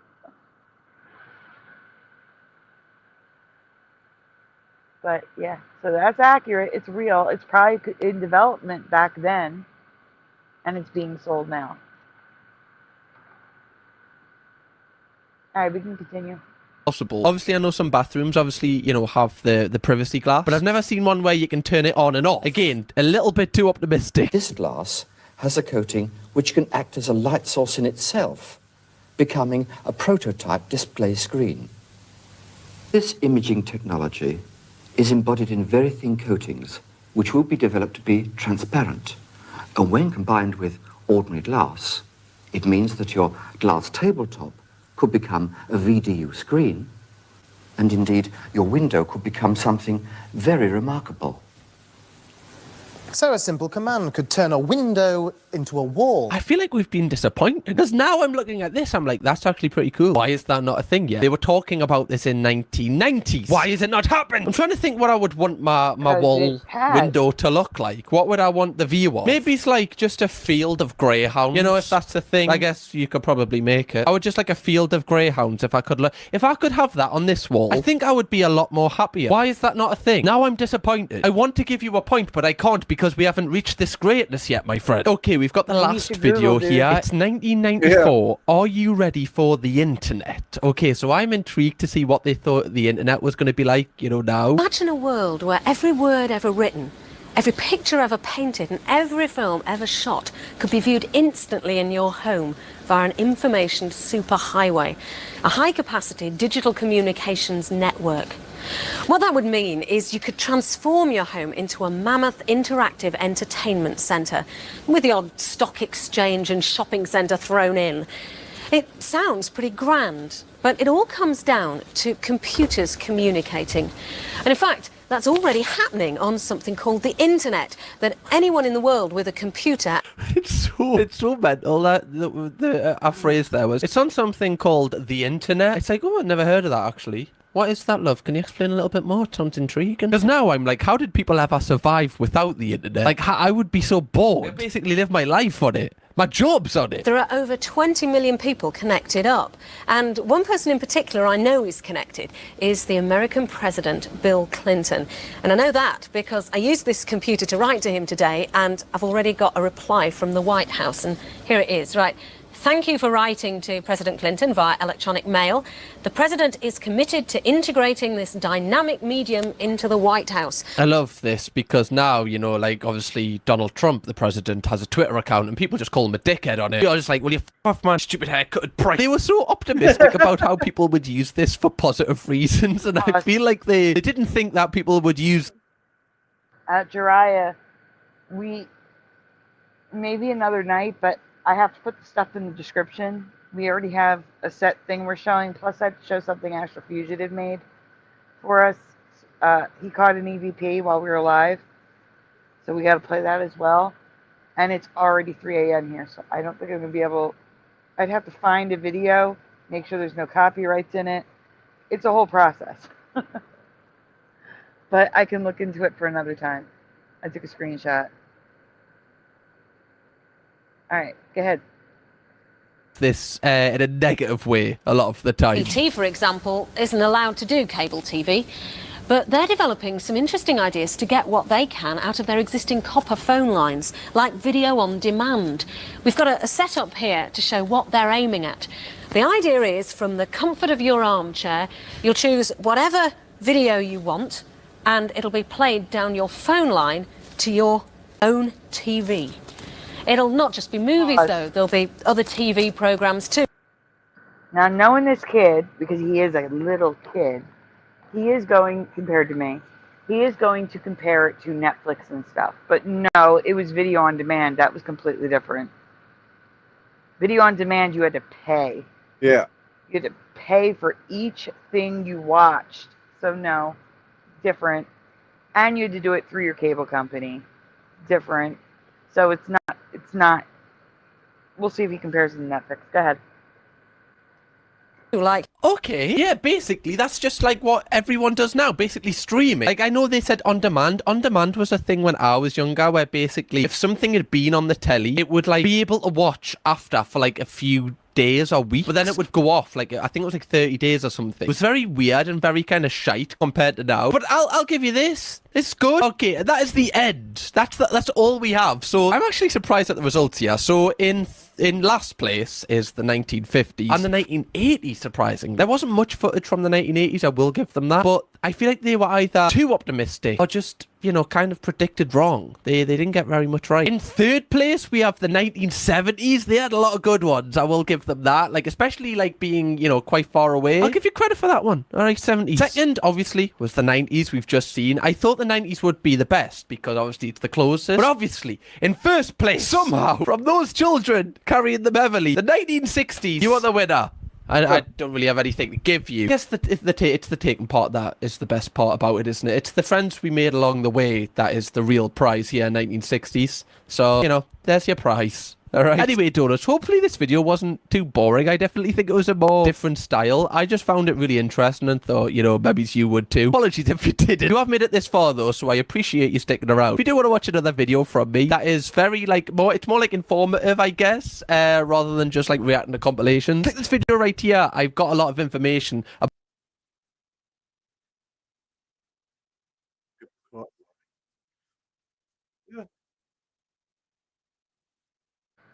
Can you hear me? Yeah. Okay. Sorry about that. I'm putting a link in the private chat.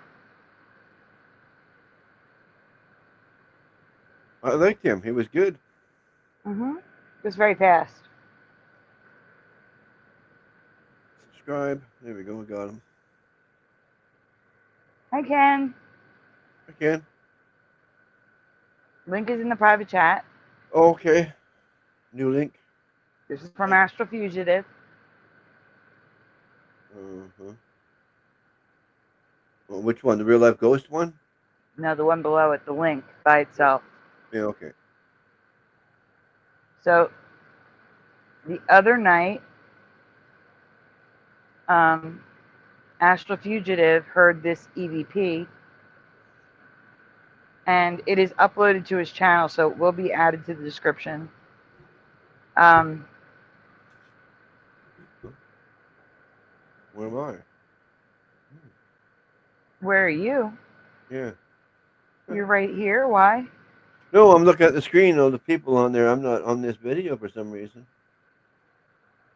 You're probably at the game. You're probably still at the game.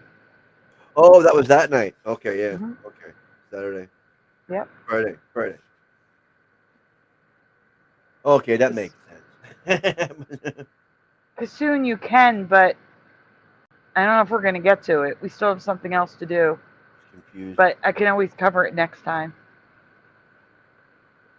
Okay, let's see. What am I doing here? You want to share this? Yes, when it's full screen. Stop sharing. Oh, I'm already sharing. I'll go full screen? You're not full screen yet. Oh, yeah, I know. I'm just saying. I thought I had to. Hi, the mind.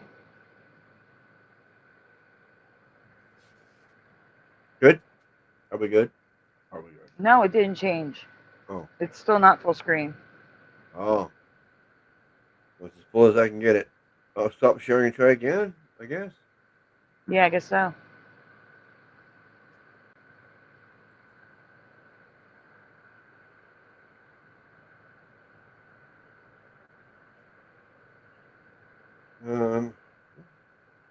Exit full screen. That's as full as it's going to get. You're not sharing now.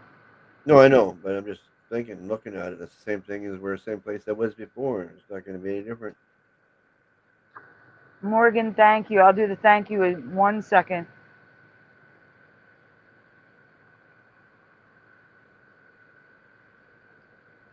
That's it. Am I sharing? No. I was missing something.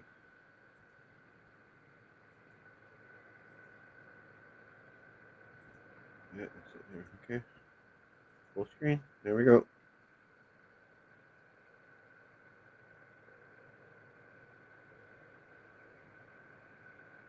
What the heck? That's the way it is. That's weird. What happens if you hit the box in the corner, Splatter? What box? Right here? We can't hit it. No. All the way down. My box? Down here? Oh, yeah. Yeah. It's full screen, see? That'll make me exit full screen. That's weird. It's so small. Well, that's the way he made it. It's not YouTube or nothing. It's whoever did this. No, that's not how he made it. It looks normal on YouTube. Alexander Cameron, welcome. Give me a second, Splatter. I'm writing names down.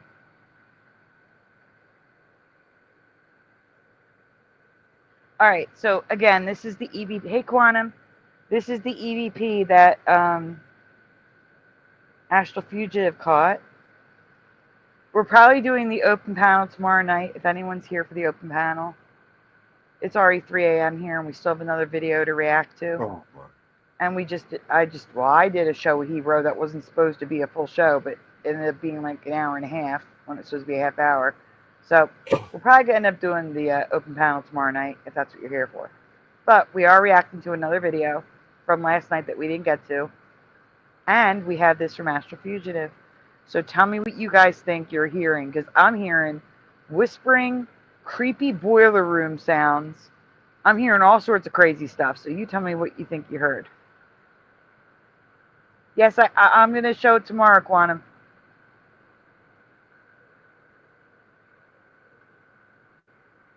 All right, go ahead.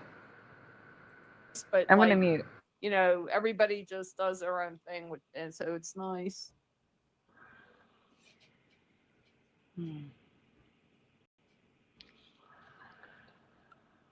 Something and I can't find it anywhere. Good. We had a birthday party for my friend that Mike guy that helped me. He helped me. So it's nice. Well.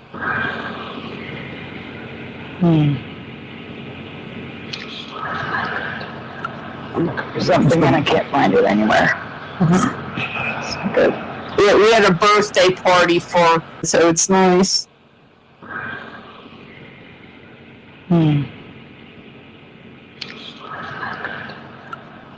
Something and I can't find it anywhere. Good.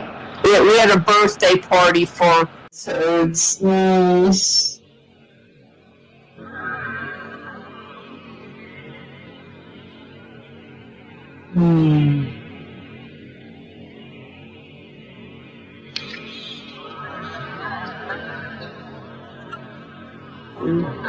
Something and I can't find it anywhere.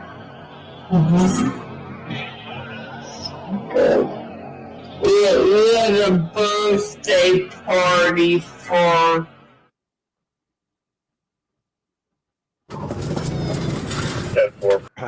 Isn't it crazy how when you slow it down, the EVP ghost sounds like they sound digital?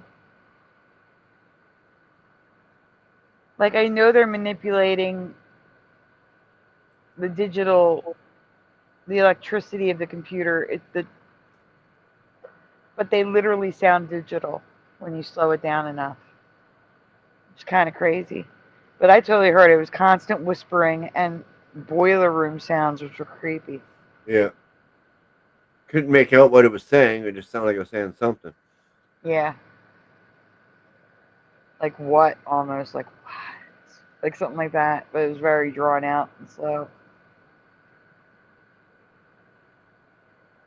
I didn't put it on slow-mo. Astral Fugitive recorded it, then played it louder, then slowed it down. That was a good video, Astral. I don't even think I heard that one. I didn't say anything. That was a good catch. Thank you so much, Astral Fugitive.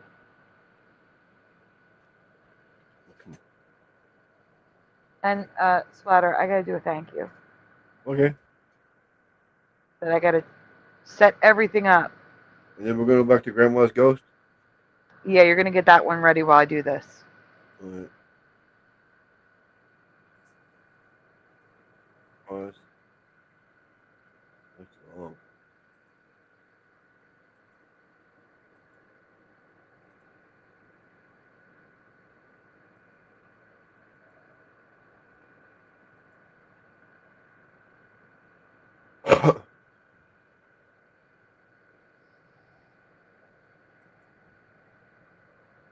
All right.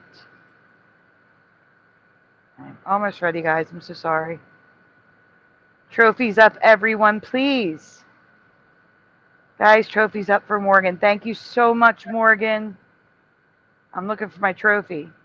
There it is. Trophies up, everyone.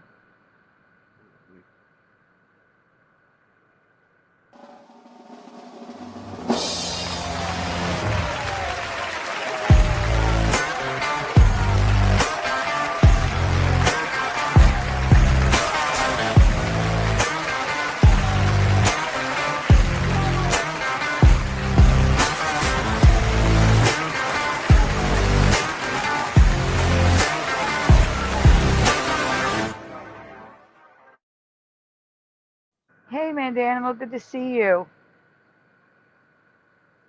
Thank you for putting all the trophies up, guys. And thank you again, Morgan. I didn't even get to do the thank you. A little thank you skeleton for you. There you go. Guys, if you would also like to send donuts to help out with the channel and medicine, links are in the description. Here's a donut ghost for you. There you go. Okay, let me get back to Splatter.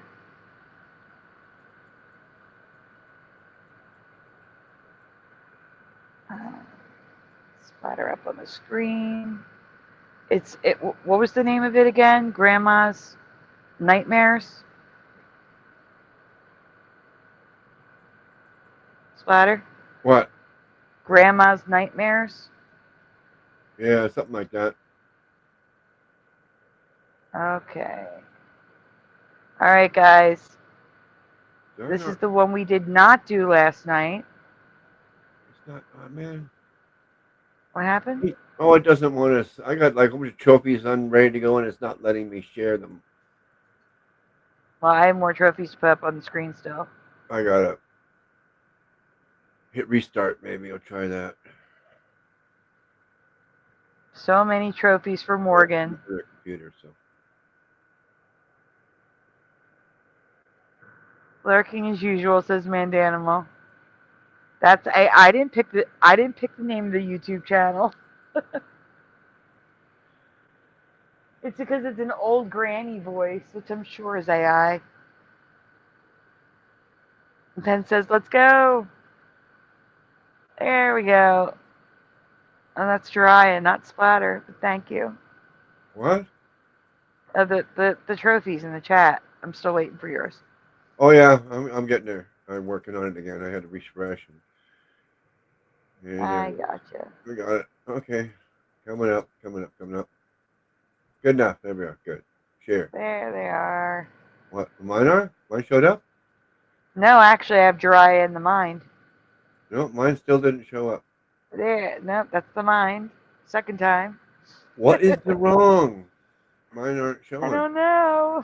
I don't know. It's not. They're not going on there. Can I show anything on there? I don't know. What's this? Report. Well, I'm going to report it soon, but not yet. I don't understand.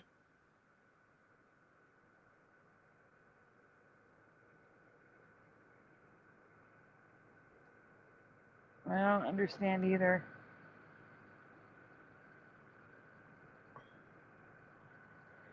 Well, just know, Morgan, that... Hi, I1T. Just know that Splatter wanted to send trophies, so I'm going to send them for Splatter. Yeah, because mine's not working. Those are from Splatter, Morgan. Okay. I don't know why. We can get started.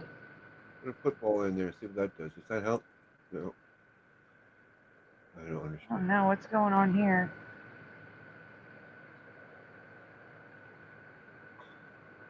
Well, you got yours in. Oh, I just heard a cough. Did you guys hear a cough or a sneeze? Well, I did nothing. I know. It was like a in the background. It was like a cough or a sneeze. Well, that showed up. Okay, maybe I'm fixed. Did anyone hear that? Because that was definitely a ghostly cough or sneeze, because it wasn't either one of us.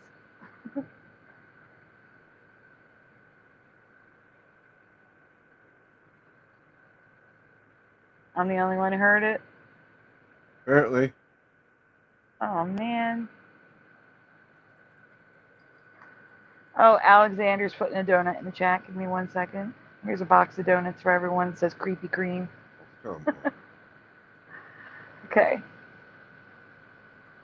No, it's not letting me. I got that waving hand in there. No, this doesn't work. Yay! Alexander heard the cough too. Ah, damn it. So I'm not crazy. Oh, it said you were. No, I'm saying it was it almost sounded like a child. Michael Fontaine heard it too. Hi, Michael. Oh well.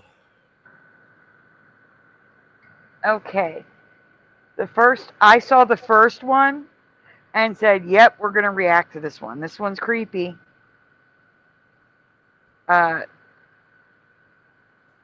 Just know that the woman's voice, I think, is AI. But, you know. I took a screenshot of the timestamp, Josh. All right, we can continue. Okay. Just know it's an AI voice, AI grandma. Go ahead. 1 second. 1 second. I'm going to try something.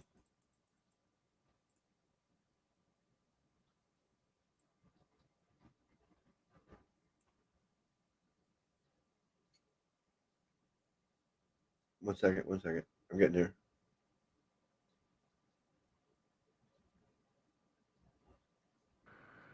Okay. You all right? Okay. Yeah. 1 second. 1 second. 1 second. Okay, now. There, that worked. Okay. Woo! My other computer is refusing to do it, but I did it here. Okay, here we go. Recorded in a hospital in West Sumatra, captures a ward filled with patients lying in their beds. However, the video reveals something far more unsettling hidden within the scene.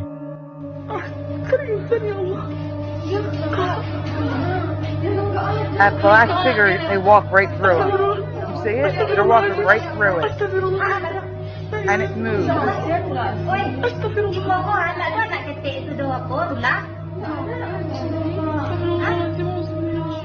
A shadowy figure, roughly the size of a child, can be seen standing beside one of the hospital beds. Oh, yeah. Strangely, visitors pass through the apparition without noticing, as if it isn't there at all.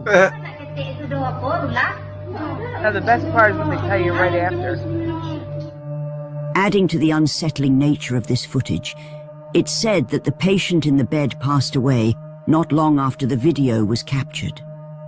Yeah, pause. It raises the So yeah, they're walking right through this black shadow figure, and it passed away right after. I don't know, this video looks very old, Ben. Very old, looks like security footage inside a hospital. And I don't know, I think this might be genuine. Especially after all the stuff we were saying, you know. We were talking about, like, my grandfather, my dad saying stuff right before they passed.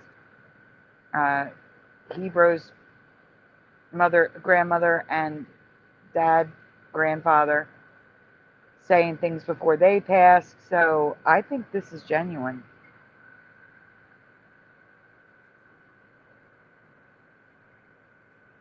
Yeah, I told you the grandma I think is an AI voice.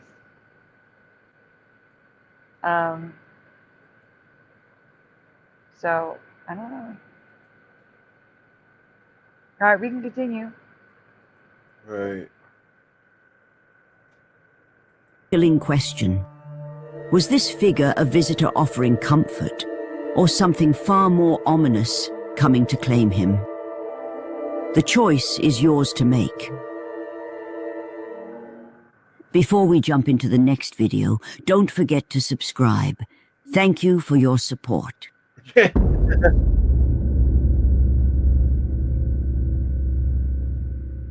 YouTuber Hassan Barbar decides to venture into an allegedly haunted building in Pakistan, a place avoided by locals for decades. According to legend, the building was once home to a young woman who met a tragic end at the hands of an obsessed suitor. Overcome with guilt and madness, the suitor took his own life within the same walls. What Hassan discovered inside the building will send shivers down your spine. No, I'm not. Pause. I knew it. Pause. I'm not implying it's evil, Jiraiya. I'm implying it could be a spirit waiting to take the person to heaven. I wasn't implying that they were evil. All I said was a shadow figure, because that's what they are. That's all.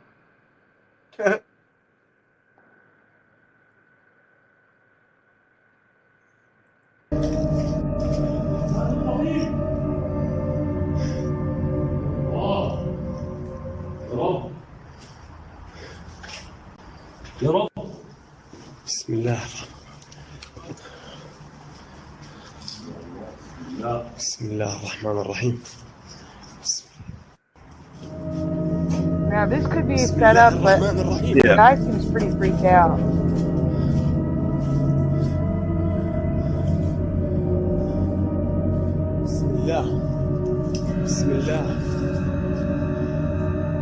While exploring the building, Hassan's camera captures a shadowy figure moving from left to right.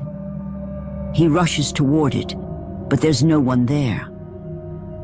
Mustering their courage, they press on with the exploration, but things quickly take a terrifying turn. مش عارف.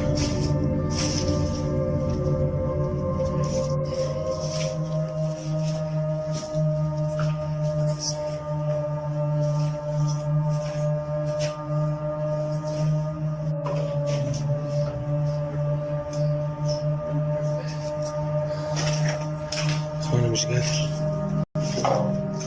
أنا مش قادر مش قادر مش قادر.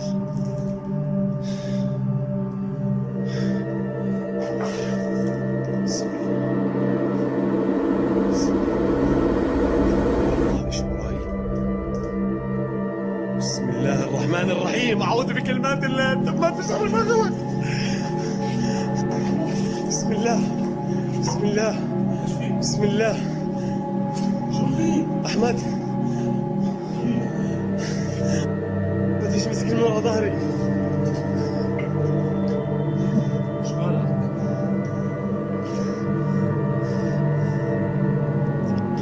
We have to pause this, it's a little long. Yeah, I just want to, it's a little long even though it's not in English, and, you know. What's this guy so afraid of? That's what I'm trying to figure out. He's overacting. I don't know. I don't think he is acting. Like, that face looks like actual fear. It's not like, you know, terrified. It's just nervous. So, I think it could be genuine. She was right behind him. Yeah, I saw something behind him. I did. Did you see the figure go behind him, Splatter? Well, look, there's a face right here. It could be wrong. Yeah, it looks like a shadow or something. He's recording his face instead of the ghost, though. Yep. Behind him there was something. I did see that, Kassoon. It's behind him, says the fourth wise man. Yeah. Walking back and forth behind him. So hit play. You see the shadows going behind him? A disfigured, long-haired woman suddenly appears behind Hassan. Frozen in disbelief, he struggles to comprehend the chilling encounter he just experienced. Looks like a skeleton.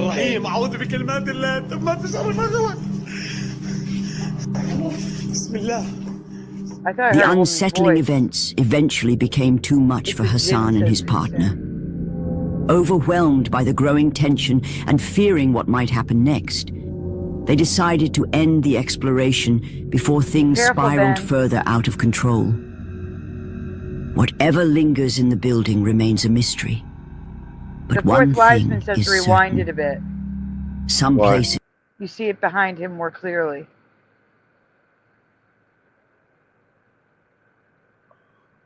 Do you want me to rewind it a bit then, I guess?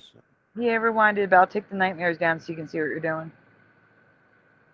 I don't know how far. Right there is good. Right there is good. Good enough. Everybody just keep an eye out behind him when we see his face. All right, go ahead. Turn. مش عارف.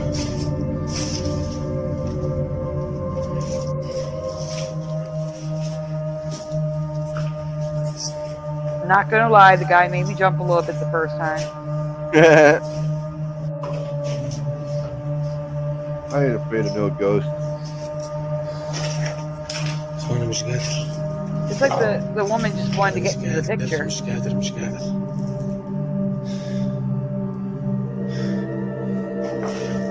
Shadow behind him. And now here she comes.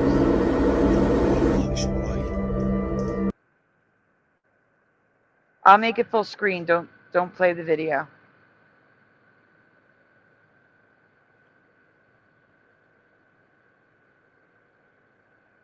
I mean, it looks like a skeleton. I don't even see a face. I do. Like gray. Looks like. Yeah, that's because it looks like bone. It looks to me like Bugs Bunny. Hit play again and pause real fast. Oh. No, it's already gone. We can't zoom in. That's the problem. That's why they zoom in for us, because we can't do it.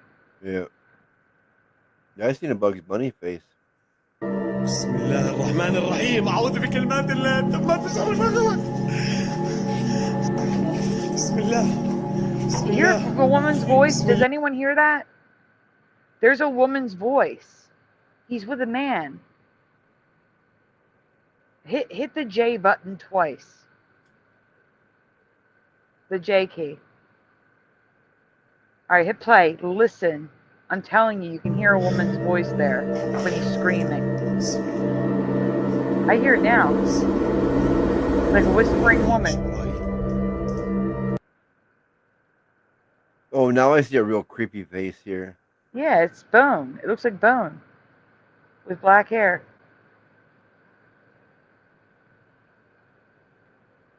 And he looks terrified. بسم الله الرحمن الرحيم أعوذ بكلمات الله التامات من شر ما خلق بسم الله. You hear the woman's voice? Is that the music or is that a woman's voice? I think that's just the music. Maybe. Alright, let it play. They're going to pause it when they do the close-up. بديش مسك من ورا ظهري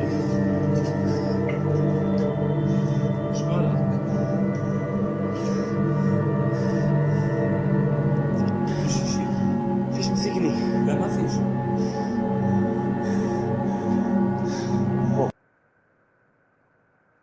Jay. So you haven't rewinded too far. Too far already? فيش مسكني لا ما فيش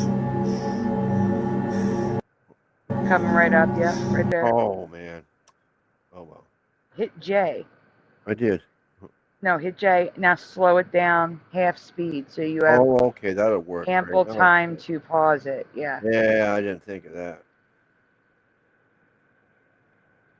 This one? Is it the right way? No, too much. Go up one. No, go down one. No, up. Right there. All right, mute it because it's going to sound really creepy. I like that. Just so we get to. No, I mean it's going to sound bad, like bad. But this way you have time to pause it now. Yeah.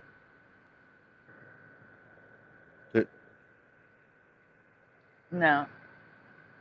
Did I miss it already? Or is it already? No, he's going to move to the right Yeah, here, yeah. and it's going to come behind him.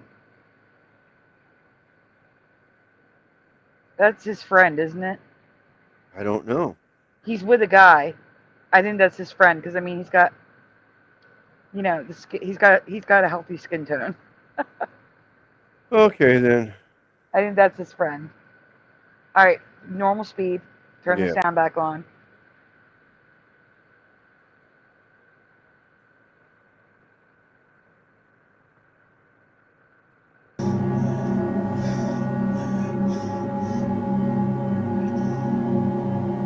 A disfigured, long-haired woman suddenly Pause it. appears. You can see the teeth. And the face is either a bone or it's gray. And the eyes are slightly glowing. I don't understand why you can't move back 1 second. Oh, try the arrow key. Left arrow key. Try hitting left arrow once. Whoa. Nope. What did that do? I don't know. I missed how fast it was. It's alright, hit play. Hit play. A disfigured, long-haired woman. Pause. There. You can see it. It's like a nose, teeth. Play pause. Huh? Actually, move it to. No, put it full screen. Move it to 50% again, speed-wise.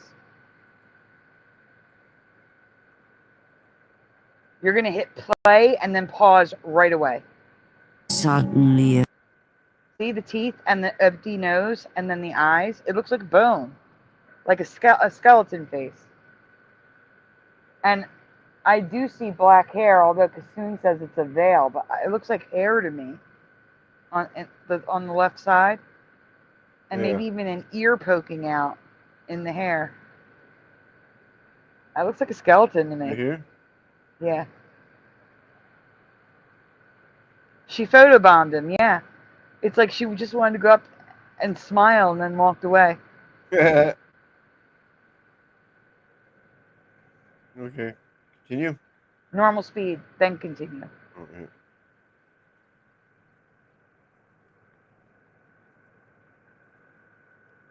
Appears behind Hassan. Frozen in disbelief, he struggles to comprehend the chilling encounter he just experienced. Jennifer thinks it's fake.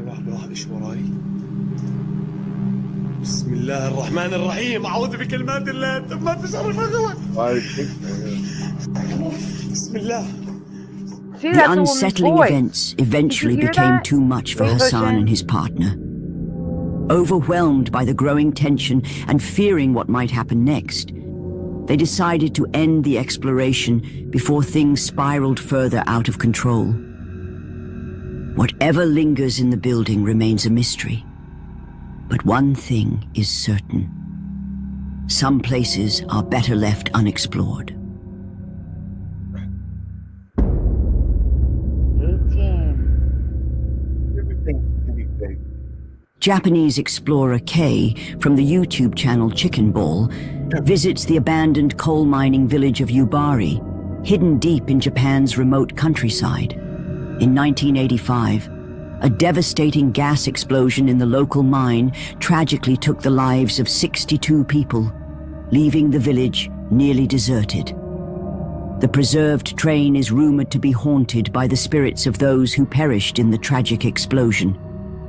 As night falls, Explorer K arrives at the station, determined to uncover whether the restless souls of the deceased still linger among the trains.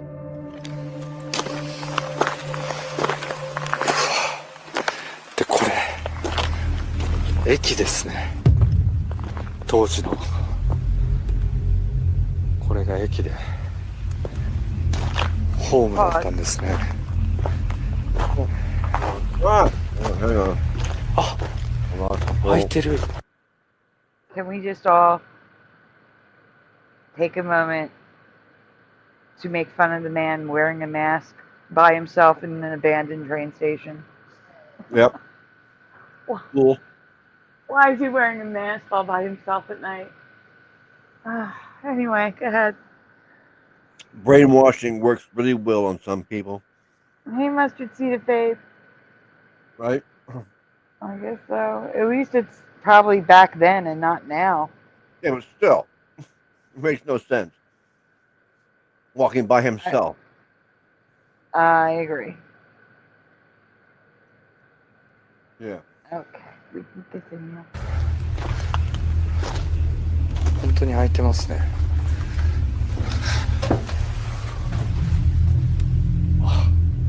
古い車両となってますが。Alright, maybe he's not alone. Oh, heck no. Kay positions his cameras and waits in silence, carefully listening for any unusual sounds. It's then that the atmosphere takes a chilling turn. Let me guess, he's going to see someone seated in one of the chairs? Maybe.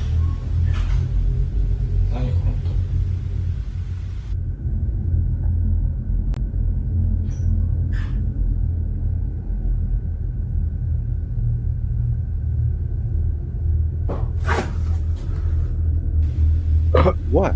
You know. He's just hearing noises.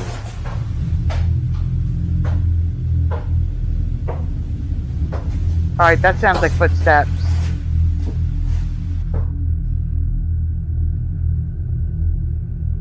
Yeah.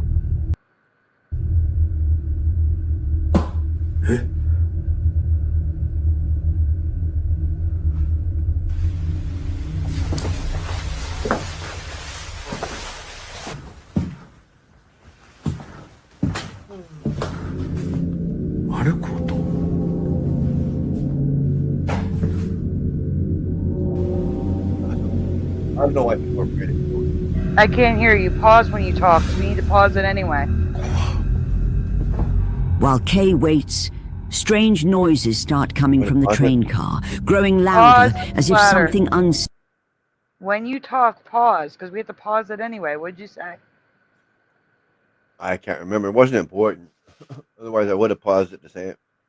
Nah, pause it anyway, even if it's not important, because we have to pause. Right. All right. Right. I get you. I get you. Yeah. All right, good. I can't remember what it was now. That's all. If I remember, I'll pause. Scene is drawing closer. Disturbed by the unsettling activity, he decides to end his investigation and leave. However, after uploading the footage to YouTube, Kay realizes he captured something he hadn't noticed at the time. Something his observant viewers find deeply horrifying. 戻って定点カメラだけ一応ね検証という形で Wait, pause it.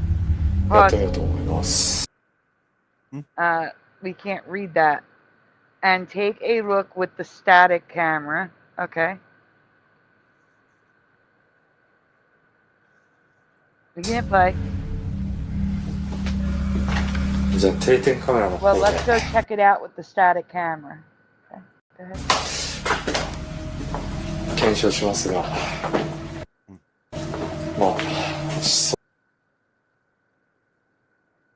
Oh, what? Jiraiya says that in Japan they were not allowed to post.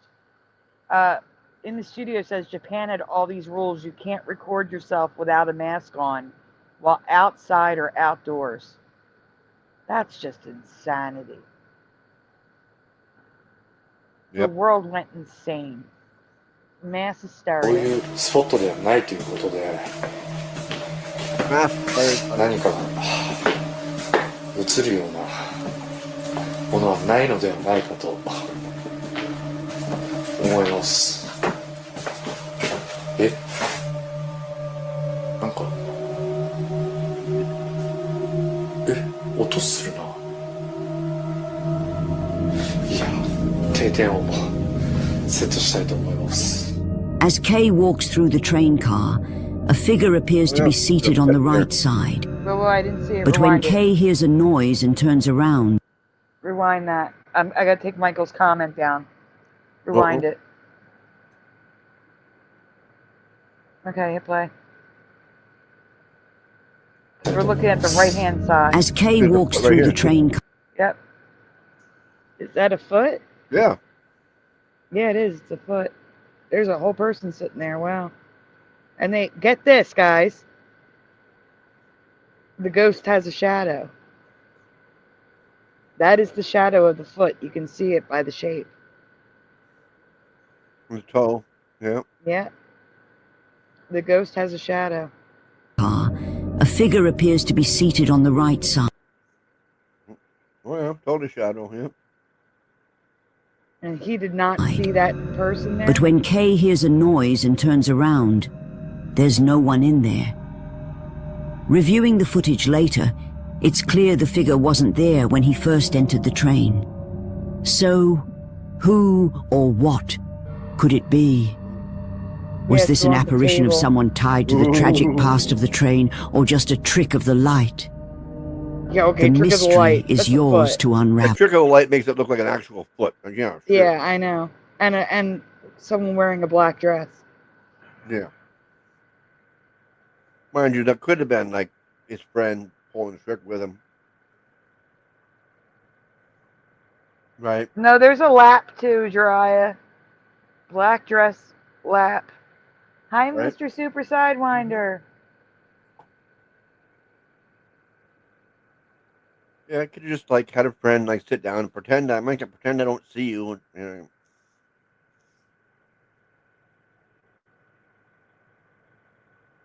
Yep. Yeah, Ken says Japan influencer. Yeah, but did they wear them back in 2020? It's the Japan's mask usage recommendations, says Kasumi.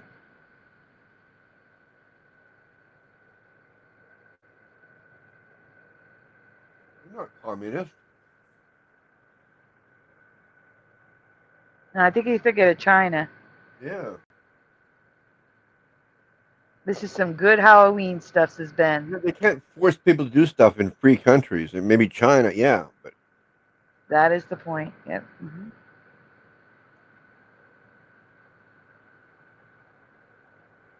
All right, we can continue.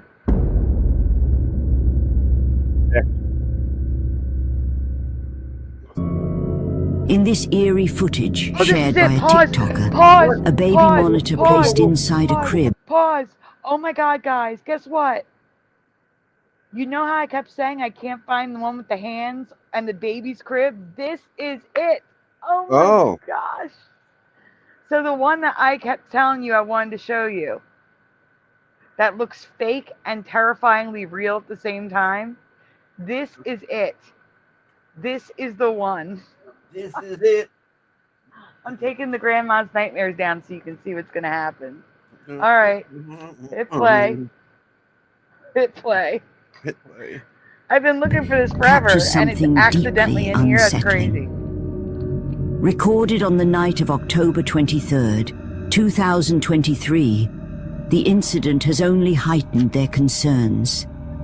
To make matters even more disturbing, their oldest child, just a year older, reacted in an unexpected way shortly after. It's important to mention that during this time, the children were being babysit by a relative who managed to record the entire event. Pause, it's not it. That was misleading. All right, so the image they showed is the same image you saw before the clip, and now they're saying it's something different, so it's not it. Now I'm sad. I'm sorry for getting everybody excited. Oh, sad. It's not the same clip. Okay, sorry, go on. Shay. Cheyenne.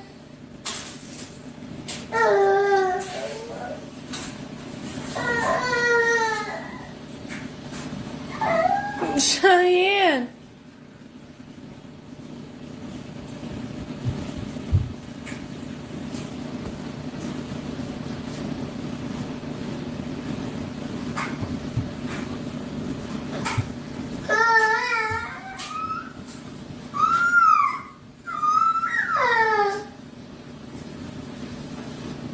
Cheyenne. Is the baby trying to close the door? What makes this even more unsettling is that the parents had witnessed similar behavior before, back in the house where this footage was recorded. That very house was the reason they eventually decided to move. In their previous home, their children would often fixate on empty spaces, staring at things that seemed to be invisible. Sometimes they would suddenly cry, clearly distressed by something unseen. The parents couldn't explain what was troubling them until they reviewed countless baby monitor recordings. One particular video stood out, be this one. capturing something they couldn't ignore. This might be it. There's a shadow. This might be it.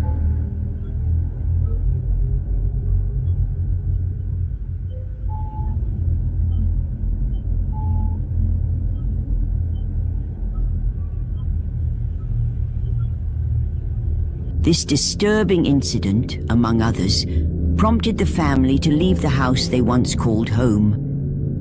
They believed the dark, shadowy figure captured on the baby monitor was the entity responsible for unsettling their children. Watching the footage, it's clear that this is no ordinary person.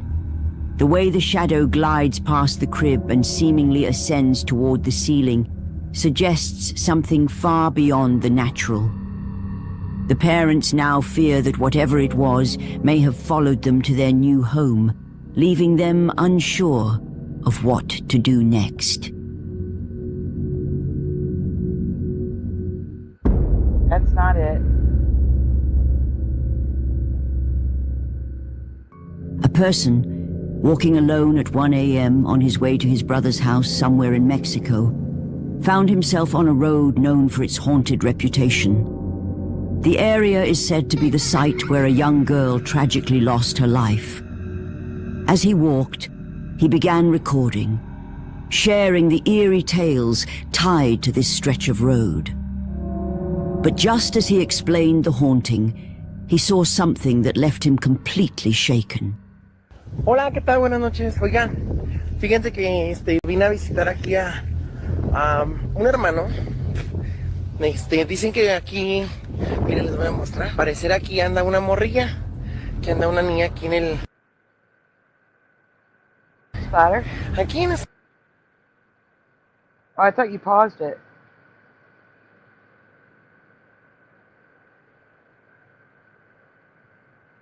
Splatter? Oh, yeah. Oh, what were you doing? I was trying to catch the words on screens. They were going too fast. Oh, here's this wasteland. Well, yeah, I know that, but before that.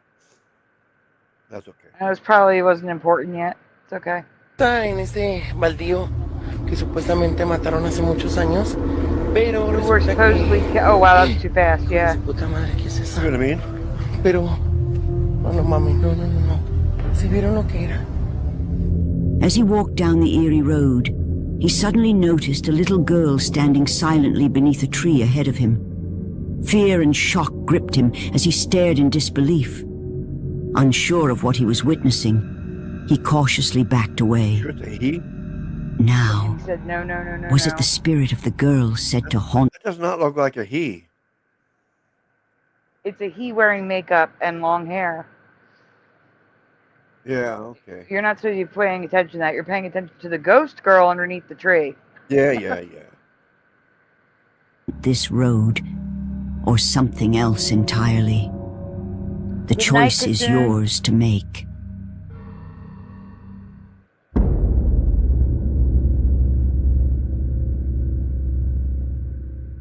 Creepy Outdoors is a YouTube channel where he explores haunted and mysterious outdoor locations. However, one video stands out from the rest. In this episode, he begins his usual exploration in the woods, only to be stopped in his tracks by something truly terrifying. Man, this place is so lonely. Imagine just being lost out here. It feels like this would never end.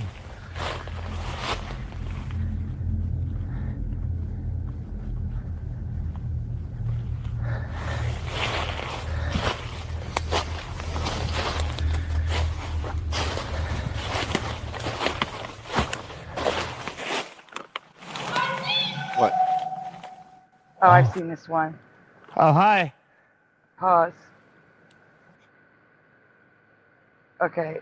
I'm just pausing it because we had to pause it. But I've seen this one before, and this might give us a little jump scare, so I'm just preparing everybody just in case it's the one I think it is. All right, go ahead. I'm a ghost. What the hell? I need to get out of here. Oh boy. Ooh. Okay.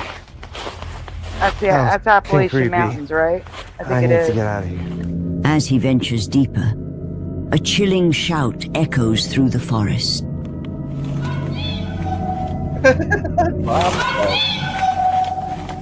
He presses on with the exploration, undeterred by the terrifying encounter. Really? I heard him say, I need to get out of here.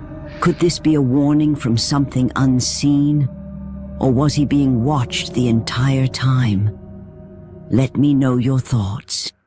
My thoughts are he was trying to get out of there. That's what he said. Seth, a talented artist who enjoys sharing his hobbies online, experienced something bizarre in one of his videos.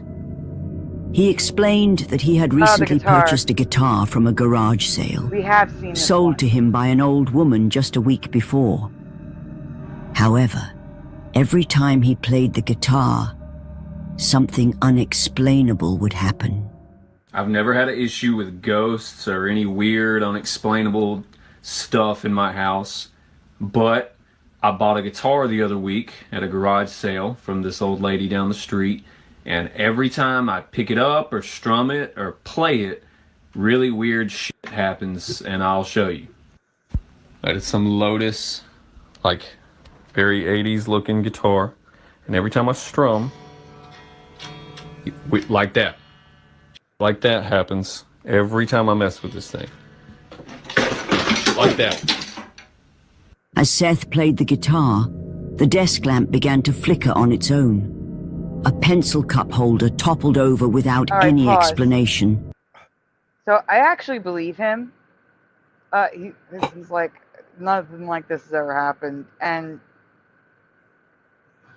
I don't know. What do you guys think it could be? It's only when he strums it. It's almost like it's you know, like an energy weapon type deal. Like it's actually doing something to the energy in the room. Yeah, if it was plugged in, I would think it was just it's drawing too much energy, but I don't think it's even plugged in. Mm-hmm. Jennifer says, I love this lady's voice. It's perfect for this. I think the lady is an AI voice, but it's a very well done AI voice. And if it's not, you're right. She's perfect for this. Hauntings do happen with objects, yes, but why only when he plays something? Why isn't it just happening all the time? That's the weird part. Yeah, the light flickering, I was thinking maybe it's plugged in and it's just taking too much power, but no. That wouldn't have nothing to do with the cup being knocked over. Yeah. Splatter, can you Leaving Seth pause it? Can you grab that link from the chat and send it to me on Messenger? There's a link in the chat? Yeah. Oh, that's one here, David? Yeah, and send it to me on Messenger. Okay.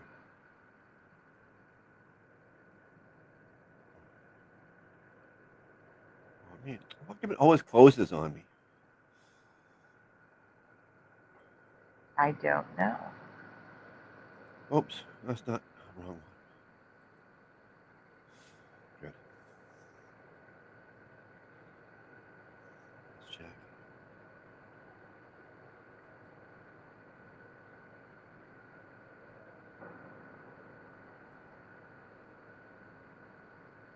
Thank you. Someone went to the crossroads with that guitar. Oh no. I hope not. Okay. There we are. Maybe the ghost is telling him to respect the guitar and play it better. That's true. Yeah, but who said he's not, right? Mm-hmm. No, musicians, no, I don't believe that. Musicians always treat instruments like respect. All right, we can continue. I've never seen a real musician treat anything bad. Settled. Viewers speculated that the guitar might have belonged to a deceased person who didn't want anyone else playing it. Others suggested it could be cursed, which might explain why the old woman sold it. But what do you think? Is this the spirit of a deceased owner sending Seth a warning to stop playing the guitar? Or is there something more to this story that Seth isn't telling us? Share your thoughts below. Like that.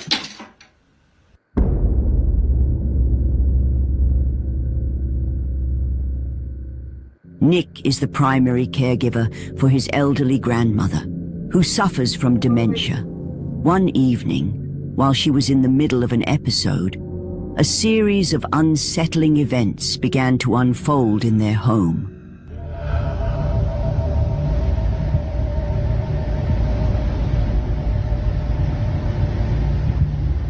What are we looking at? Is that old lady not supposed to stand there?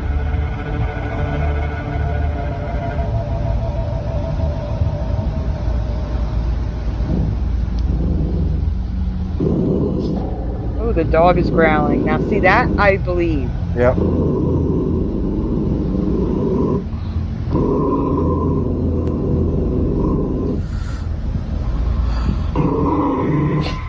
Oh, what is that? Is that the grandma? Why is the thing? What is that? Why is grandma's just standing there? Good book. Was that one of those stuff called back? It's a Roomba. Goes back.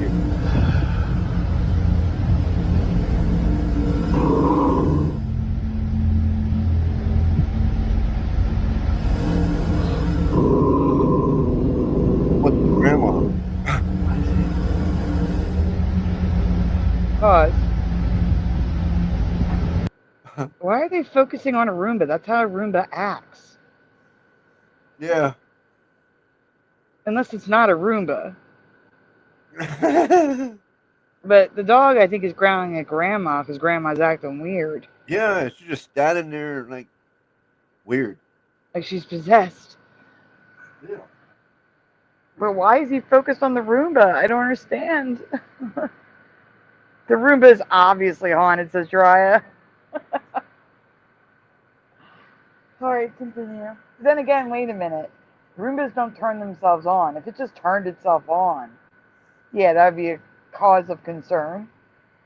Alright, go ahead. Go ahead.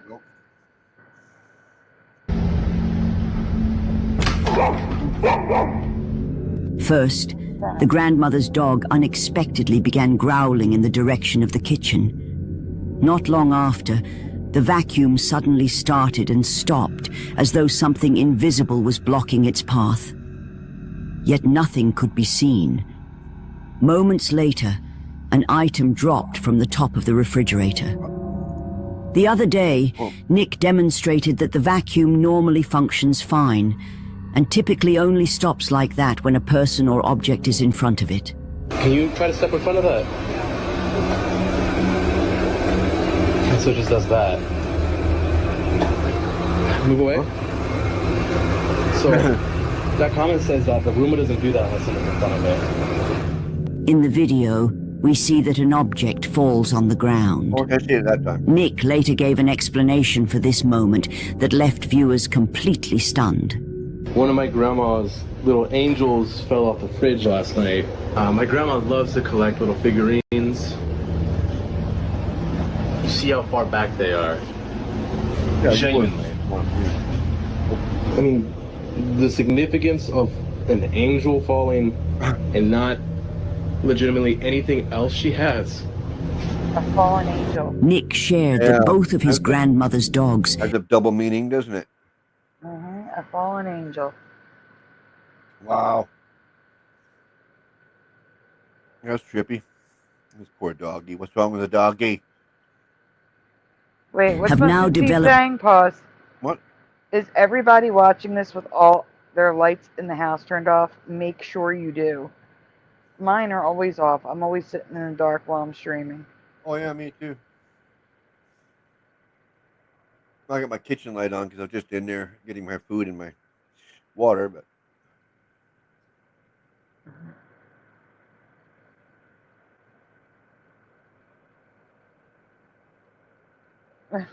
okay. All right, you can go on. For the best effect, watch it in the dark. Ooh, yeah. To fear of We're the not kitchen. alone. We have each other. Every night, they fix their gaze on that room, and at times, they refuse to step past the doorway. I was watching my show, and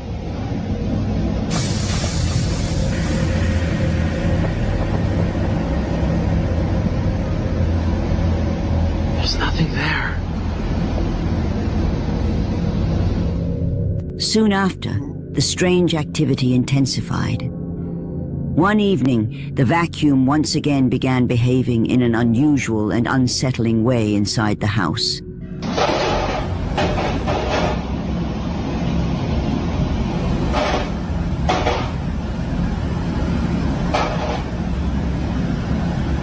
Whoa.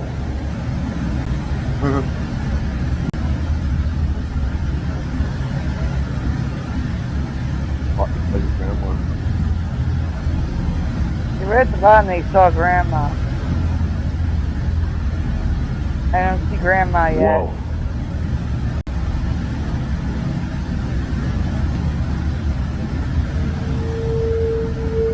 Back.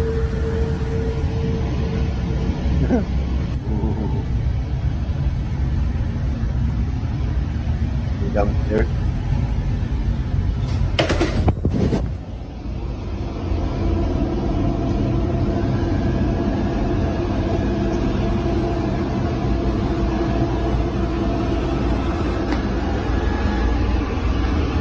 Oh, maybe we should get rid of the Roomba.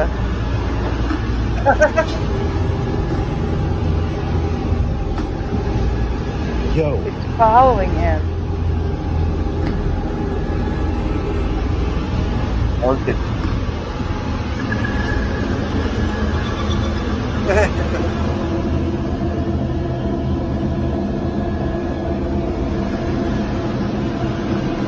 Oh, that's cool.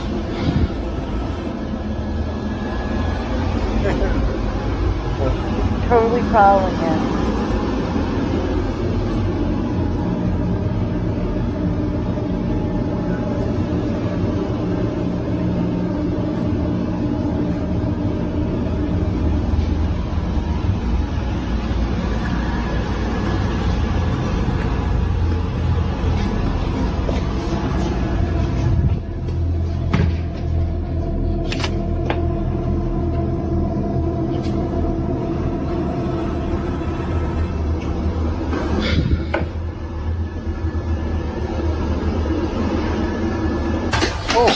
Oh my God. Things became even more bizarre when the vacuum appeared to trail after Nick and even plunged down the staircase, something it simply shouldn't be capable of doing. Even more unnerving, the device somehow flipped over by itself. All of these strange events leave Nick wondering if something unseen has truly taken hold of their home. I get a hammer and then a broom, says Ben. Yeah, that's kind of creepy. Yeah, now I'm creeped out, says Dry. Me too. That's, yeah, get rid of the Zoom. Get that Roomba needs to go. Objects. That Roomba needs to go. All right, go ahead. And I'd be concerned about Grandma. Grandma was acting a little fishy there. Hey, level plane. All right, continue. Home. Jesus.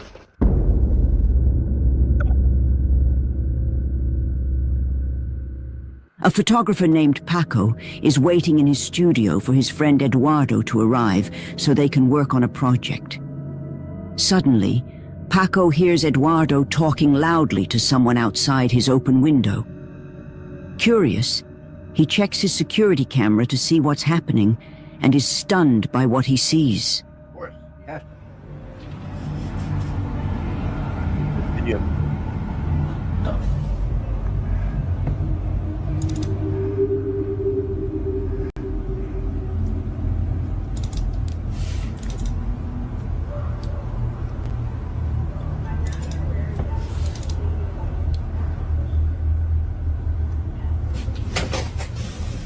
Güey, te juro por Dios, güey. Te lo juro por Dios que un señor me preguntó que dónde era la pinera. No digas mamadas. Te lo juro por Dios, güey. Un señor se me acercó y me preguntó, oiga, disculpe, ¿dónde es la pinera? Y por eso le explico, le digo que tenía que cruzar y darle más para abajo, güey, te lo juro. Te lo juro, güey, no mames. Eduardo insists that a man was asking him for directions, but the security footage reveals no one there. So did Eduardo have a conversation with a ghost? Or was it a momentary lapse in his mind? Let me know your thoughts.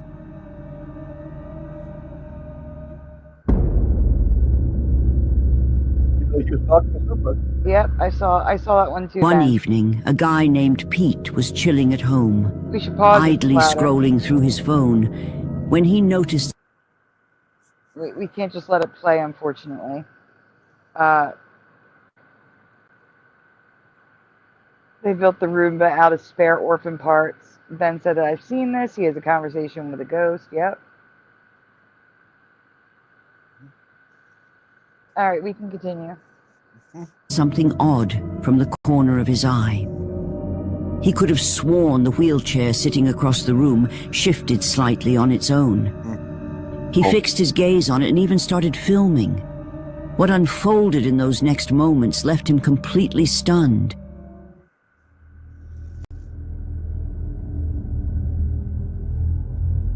Yeah, the wheels are moving, 100%.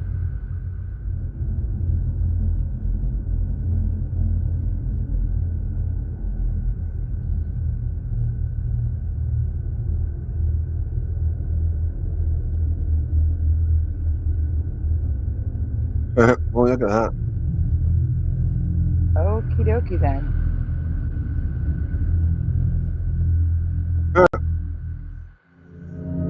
The wheelchair rocked back and much forth. Calmer than I would. Though blocked by a pile of stuffed animals, it pushed past them and turned the other way.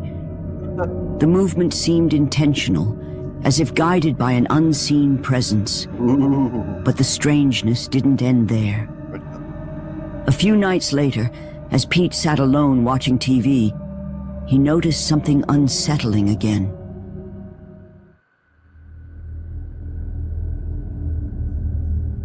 Pause.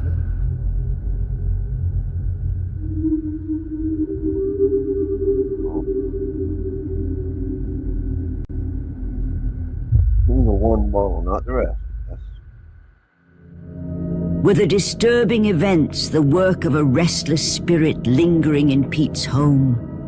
Or a hidden draft, a mechanical quirk, or just an elaborate hoax? You decide. Pause. Okay. Jiraiya says, legit. I had a conversation with a person that was dead. She even talked about her family. It was wild. They were there for her funeral. Where did you have a conversation? Or how did you have a conversation with a dead person? What doll moved in the studio? There was a doll? You mean the one that the wheelchair pushed past?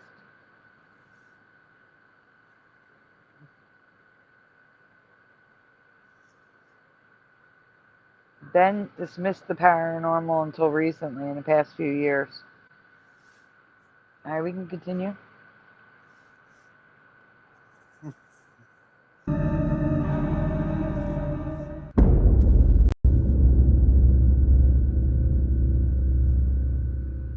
In the Philippines, there's a well-known folklore that says, when it's your time to go, the universe sends a sign like a warning, a symbol, or an eerie event. And this next video might just be proof that the old saying holds some truth. Captured by security cameras, the footage shows a woman in a red hoodie casually walking down a street. But as she moves, something strange happens.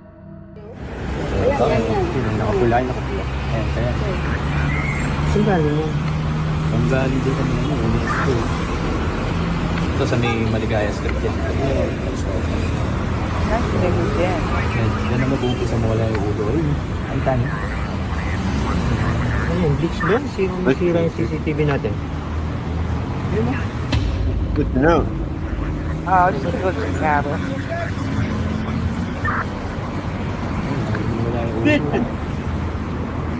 It's just the frame rate of the camera. As you can see in the footage, the video appears to glitch in an unusually bizarre way. making it seem like the woman's head vanishes multiple times. At first glance, it might just look like a harmless camera glitch. It is. Nothing out of the ordinary. But it's what happens next that takes this video deeply disturbing. Okay, well, true, but this, what happens next could be something bad. Ayun, nawalan ng preno. Asan yung babae? Ayun. Oh, oh no.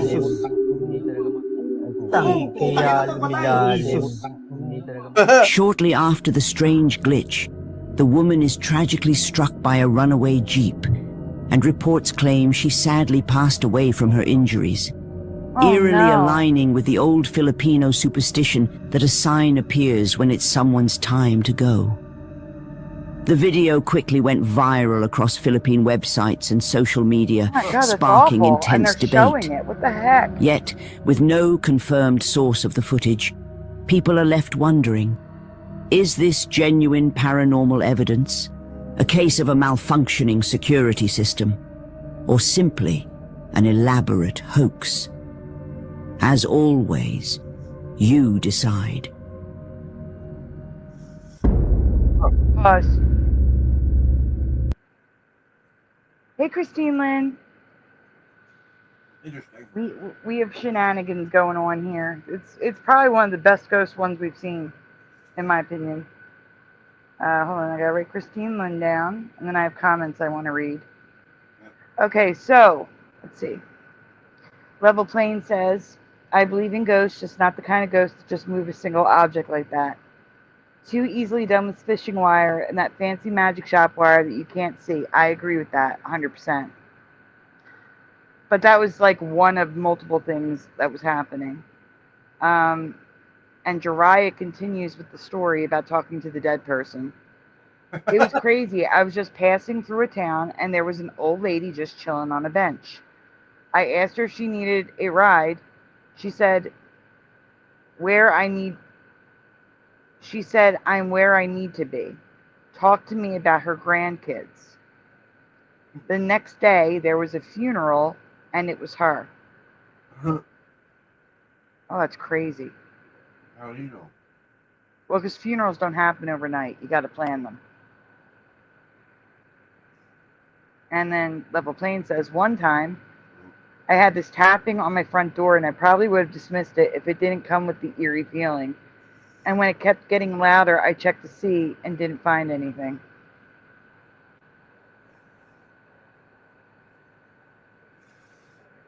Oh. She seems so real to Jiraiya.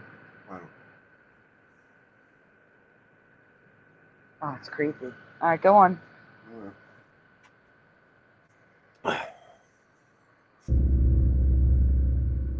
In this next footage, recorded at a Spanish hotel, a group of friends steps into an elevator that inexplicably won't take them to their floor. Instead, the doors slide shut, only to slide back open on their own, as if an unseen force is keeping them on that specific floor. Okay, so it's been doing this for a minute. And there's nothing out there. You're too heavy? You're too heavy. Ah, yeah, Sergio. I sense sort. Man, you've been hitting. You need to hit that. Why is it so dark out there? That's what I'm wondering. Why is it so dark? You wanna figure it out? Yeah. Alright. No, that did something. Nope. No. I don't know. What is going on? Powering the building off. They're going to use the elevator still. It might seem like a mere glitch, but the mystery deepened when guests in an entirely different elevator reported the same behavior. Their elevator always pauses at the 16th floor, its doors sliding open and closed several times before finally moving on. The hotel manager ordered a full technical inspection and found no faults. And since the 16th floor is still under renovation and off-limits, there's no obvious explanation. Then, just a day or two later, the exact same unsettling sequence plays out again. Yo, so this elevator is acting mad weird. We started a few floors up, and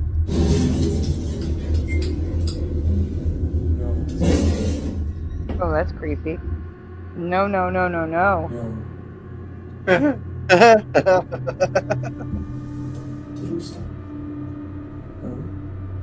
It turns out a major power outage was sweeping across much of Spain and Portugal, and the group of friends just happened to be in the elevator when it hit. Yeah. Fortunately, the backup generator soon kicked in, but it wasn't running smoothly, the lights randomly flickering on and off. While the three friends tried to make light of the situation and joked around with the flashing lights, something unexpected happened. Hey, little. Oh. Oh, he's cooking time. What are you doing? Yep. Yep. I gotta pee. Oh, you gotta pee. It's making my bladder. It's on his bladder. I gotta pee. You gotta pee. Well, like the rappers. Go. I gotta pee. Oh, yeah. I'm holding my bladder. Yep. I gotta pee. I don't know what else is going on. I gotta pee. Yeah. It's making me mad. What was that? In the corner of the elevator, a shadowy figure appears just behind one of the friends. It's subtle, but unmistakable. Something clearly doesn't belong there. None of them noticed it in the moment, but after reviewing the footage, they couldn't shake the feeling that something strange had shared the elevator with them. Fortunately, the group eventually managed to get out, though certainly not the way they had expected. Pull up. Like a hot pocket. We're moving. Where are we going? Wait. Stop. No. That's the same one as before. Back to 16. Stop it. After nearly an hour inside that stalled elevator, the doors suddenly slid open on their own, revealing the silent 16th floor with no call button pressed. Stepping into that eerie hallway was unnerving, but far better than remaining trapped in the malfunctioning elevator. Exactly. Still, a haunting question lingers. What invisible force summoned them there? They may never know, or they simply relieved the ordeal ended before. Okay, so maybe it was trying to make him get on the 16th floor, which would have a staircase, because it knew something was going to be wrong with the elevator and was trying to get them out of it. Maybe it was actually trying to help. Yeah. I don't know. That's what I'm thinking. Yep. Let's see. Not all ghosts are Granola malevolent. Grin. Huh? I said not all ghosts are malevolent. No. Granola Grin. No, of course not. Granola Grin says elevators are buggy, though. I've never worked in a building or lived in a building that didn't have a buggy elevator. It's why I always take the stairs. Mustard Seed says there are a few different lift stories that confirm it can potentially move you to different dimensions, especially the lift game. Yeah, I would never do the lift game. No way. Funny thing is, says Level Plane, that tapping that happened during the same few weeks when I had that run-in with the reptilian and had the invisible hand touch my face.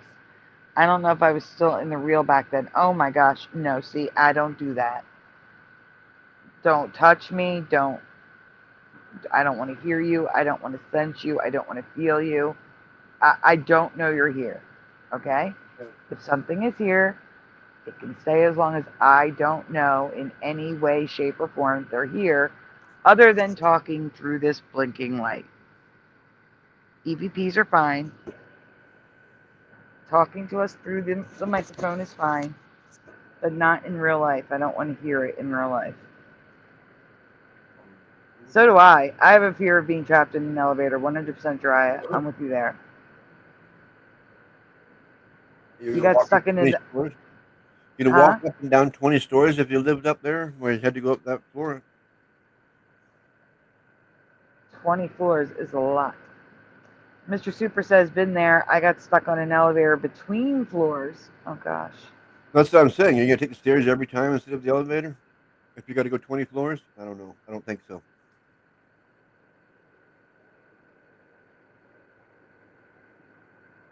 Oh my goodness. Oh, that's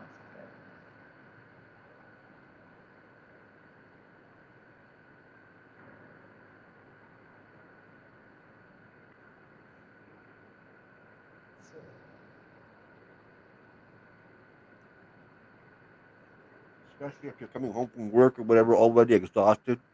You're gonna walk up 20 flights? I don't think so. Yeah, I agree. The shadow growing was creepy. I agree 100%.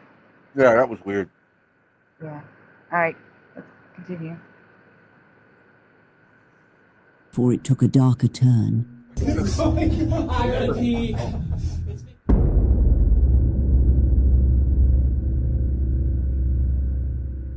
Dustin, who works at a small diner tucked away in the Appalachian Mountains, had always heard rumors about the place being haunted. Stories about flickering lights and tables that seemed to move by themselves. One night, while finishing up his work, he checked the security footage. That's when he saw something truly horrifying.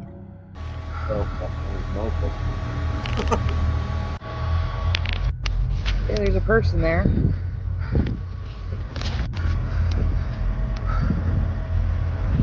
The person standing there. There's nobody there.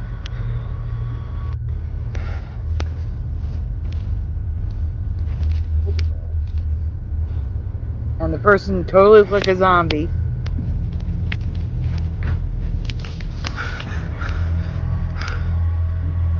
Oh, it's gone now. Dustin noticed someone sitting in a chair on the security footage. But when he went to check in person, the chair was empty. No one was there. Confused, he looked back at the screen, only to find that the mysterious figure had completely vanished. But things only got stranger from there. Later, during his shift, an alarm suddenly went off in the diner. Dustin turned it off, brushing it off as just another glitch in the old building. Pause. Yep. This guy's fake. Yep. All of this is fake. Now I just realized it's Dustin. This guy is a film student, and he even tells you that his TikTok channel is fake. It's all fake. Okay. He's a film student. He's doing this stuff on purpose for school. And it's all fake. So this one is fake. Fast forward. Well, you can play it. Just know it's fake. But when the alarm sounded again not long after, that's when things took a truly terrifying turn. I just got to work, and there's going to be a ghost behind him that's not real.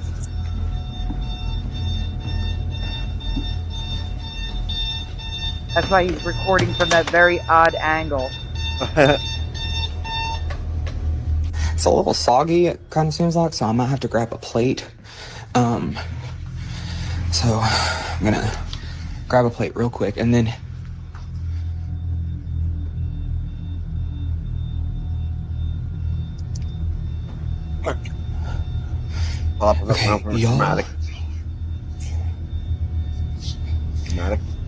y'all saw me turn it off in the last, like in before, whenever I brought the coffee back.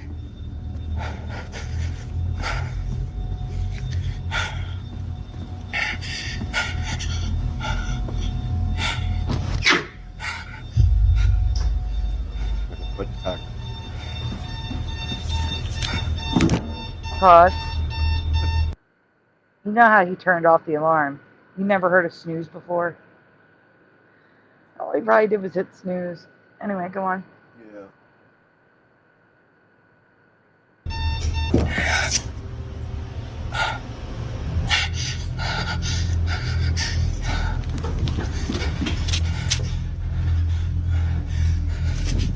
See, that's overacting. Yeah. Totally. Look at the way he's grabbing the handle.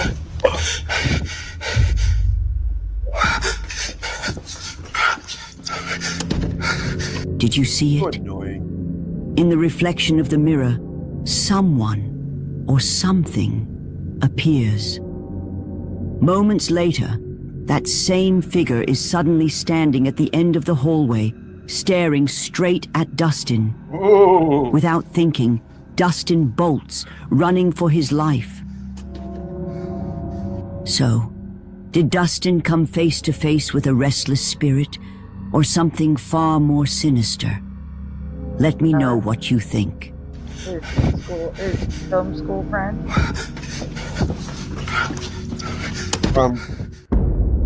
And two totally different things. What? Well, the thing sitting in the chair had scraggly, like, in hair. Yeah.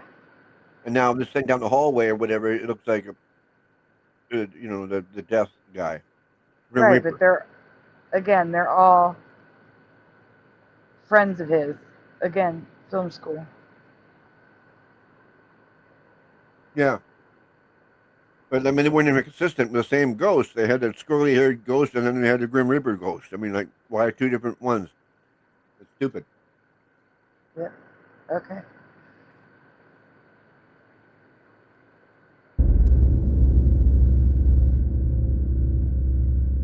The thing was, In moving, June it's probably a doll. 2025, TikTok user Kyle Anthony uploaded a video claiming that strange activity had been taking place in his home, most of it centered in the basement. He films himself walking through the house before heading downstairs. Why? His cat, noticeably tense, seems to sense something as well. If you listen closely, faint knocking can be heard from below.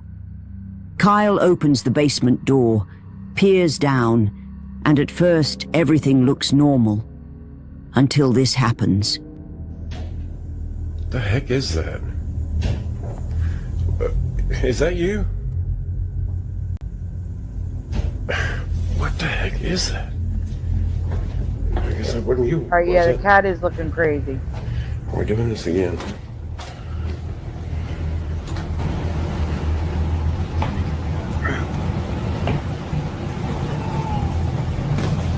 Oh, that is creepy. That's baby crying. As Kyle scans the steps, a ghostly child's voice can suddenly be heard coming from the basement.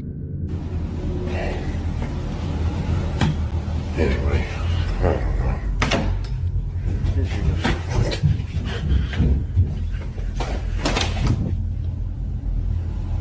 What in the heck? Moments later, the sound of hurried footsteps charges up the stairs, though nobody is there.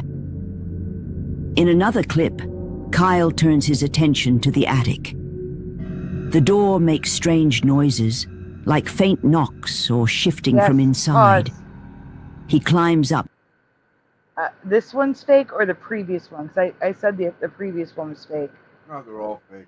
Hey, Greensleeves. What? I'm asking Greensleeves if he's saying this one is fake or the previous one with Dustin or Justin. Yeah, I think that's what he's talking about. Yeah, because, we said it was fake too. The guy's in film school. That's a giveaway right there. No, it's a giveaway because on his TikTok he says it's all fake. Yeah, the previous one, yeah. On his TikTok, he says that they're all fake. Yeah, well, that too. That'll help. That'll help. All right, we can continue. Yeah, I was saying just the fact that he's in film school and he's doing this stuff and put two and two together,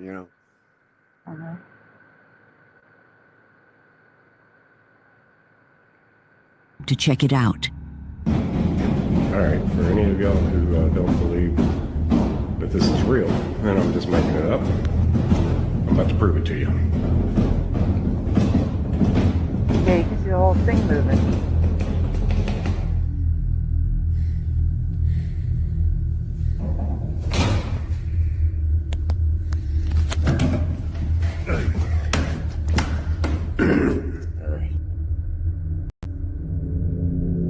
The attic looks empty, just dusty and silent, with no trace of what caused the sounds.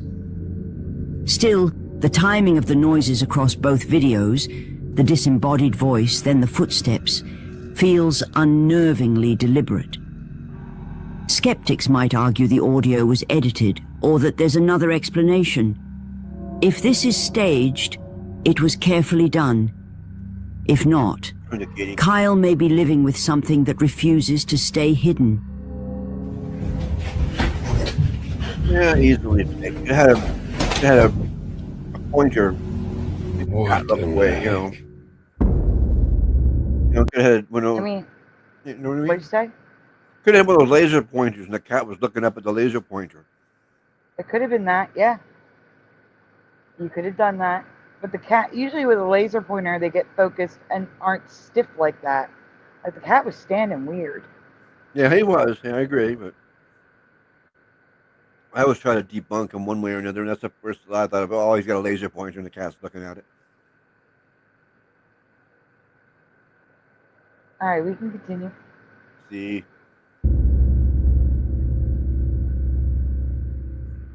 A TikTok user named Andy Winehouse posted 2 videos on his account that have deeply unsettled viewers. He explains that he's been hearing unusual sounds in his house. Not typical noises like things falling or doors creaking. He also claims to hear his own voice calling him from different parts of the house. Come here. Come here. Come here. Hey, come here. Oh no, absolutely not. When I talk to you. Come here. The voice keeps calling him to come closer, leaving Andy stunned and in disbelief. He then retreats to his bedroom and locks the door behind him. On the next night, even within the supposed safety of his own room, he remains uneasy as scratching noises come from right outside his door. Andy mentions that he has a cat, but insists there's no way his cat could be making the noise he's hearing. Okay, I don't know what you're doing. You can literally hear it.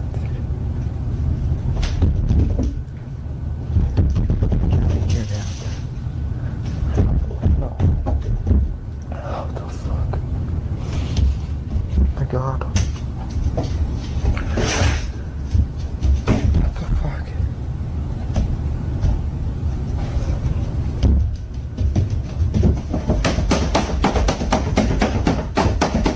Oh my gosh.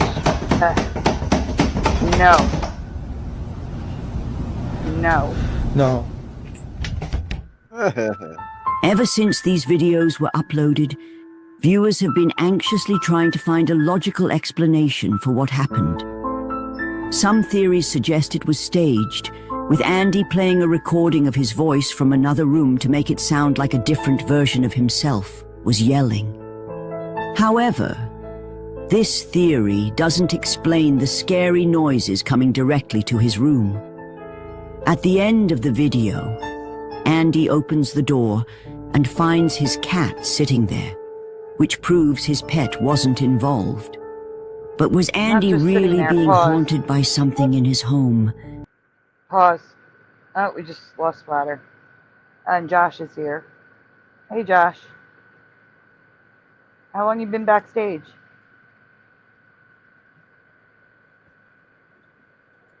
Josh?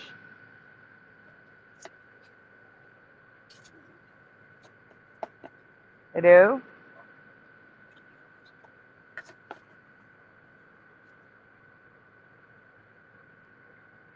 Josh?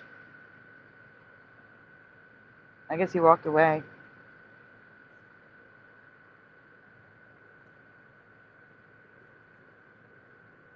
I don't know. Did you guys see the cat? That's why I wanted Splatter to pause. The cat was looking into a room.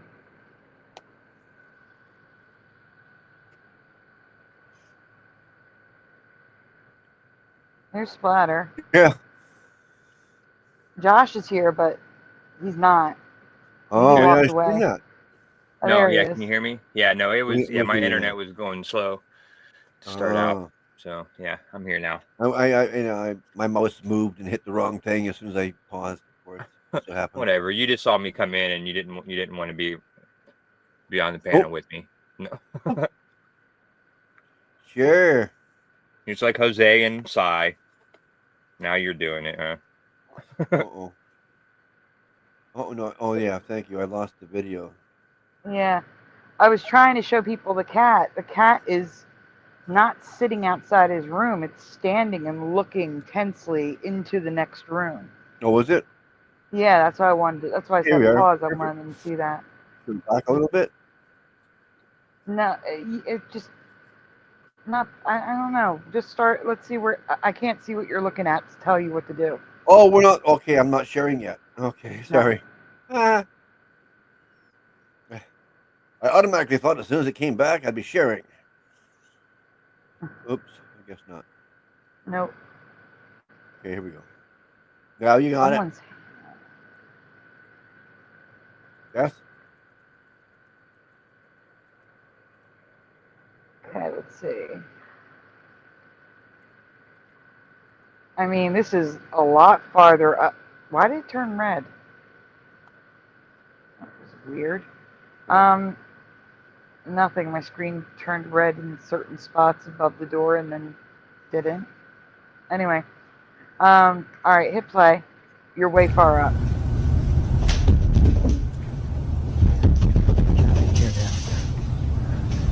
When he opens the door and she's narrating, that's when you're going to pause. Oh my God. What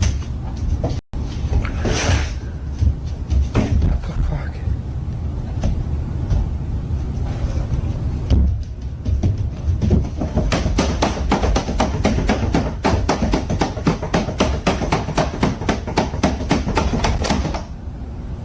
Right now, look, pause. See the cat? The cat's tense and looking in the other room. This is tail back here. He's looking this way. No, he's not. Yeah. No. Yeah, that's his tail.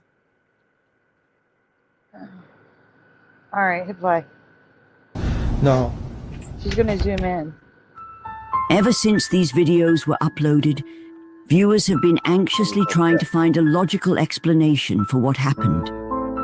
Some theories suggest it was staged, with Andy playing a recording of his voice from another room to make it sound like a different version of himself was yelling. However, this theory doesn't explain the scary noises coming directly to his room. At the end of the video, get ready to Andy pause. opens the door and finds his cat. All right, I see the cat now. The cat is also staring at the door, like he was watching what was happening. Cat sitting there, which proves his pet wasn't involved.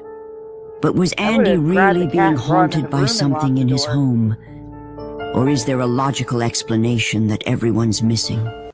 Just leaves the cat The out choice there is to be with the yours. ghost.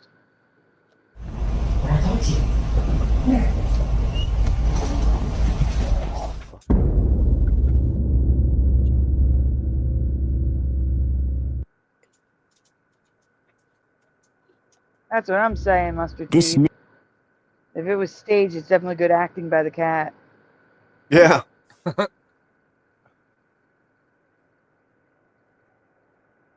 right, good. This guy looks familiar. Next clip comes from YouTuber Frankie Quell. According to Frankie, he had just arrived home from work late one night and was completely alone when suddenly he heard a strange noise coming from somewhere inside the house. He quickly grabbed his phone to document the eerie sounds. I'm home alone and I'm hearing somebody screaming in my house. Who's screaming? Oh, yeah. Yeah, nope. Yo, what the f is that?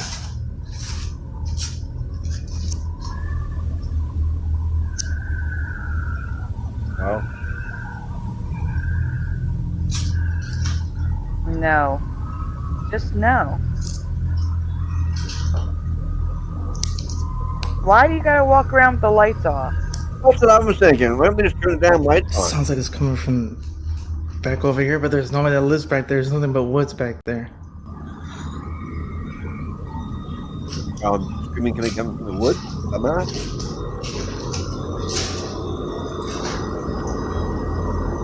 What's all that noise? Man, I'm getting the f out of here, man. This. A loud scream from a girl was heard throughout the house, yet he couldn't pinpoint its source. Some speculate that the sound might be coming from a neighbor, while others suggest it could be a paranormal occurrence. Some even believe it might be the cry of a girl in need of help.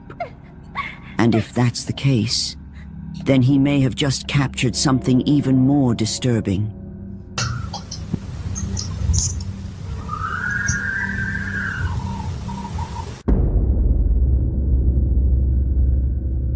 Actually put in jail. In a small village, locals often spoke of a mysterious abandoned house.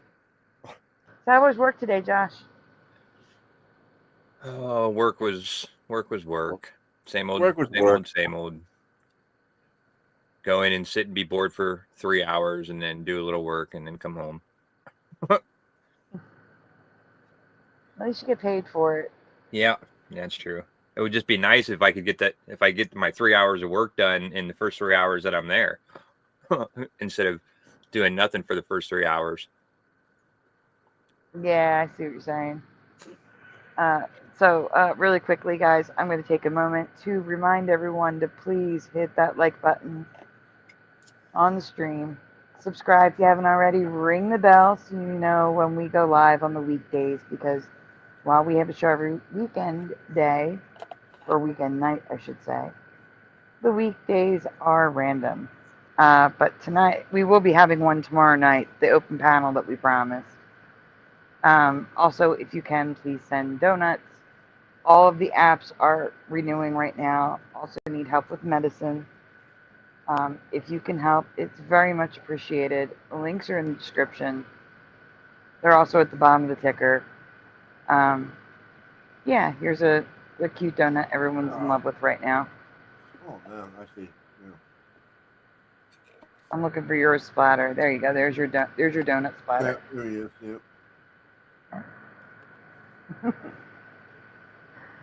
All right, let me get back to this. That's right, Dry. Don't talk bad about cats. We're cat lovers in this community. Yes. Cats are not. All right. No. All right, we can continue. No. No. What did he say? He said dogs are better. Oh. At being evil? Sometimes. Hi, we can continue.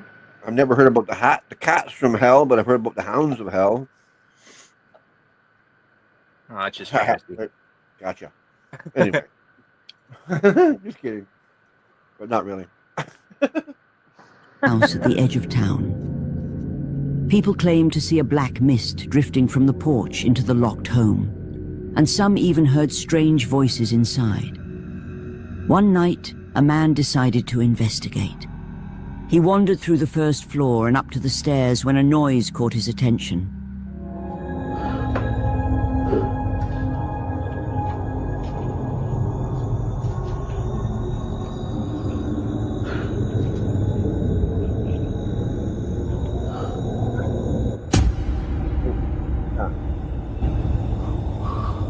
That is a woman's head.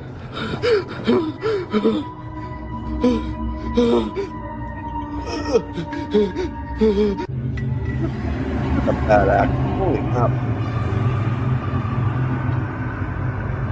Overact.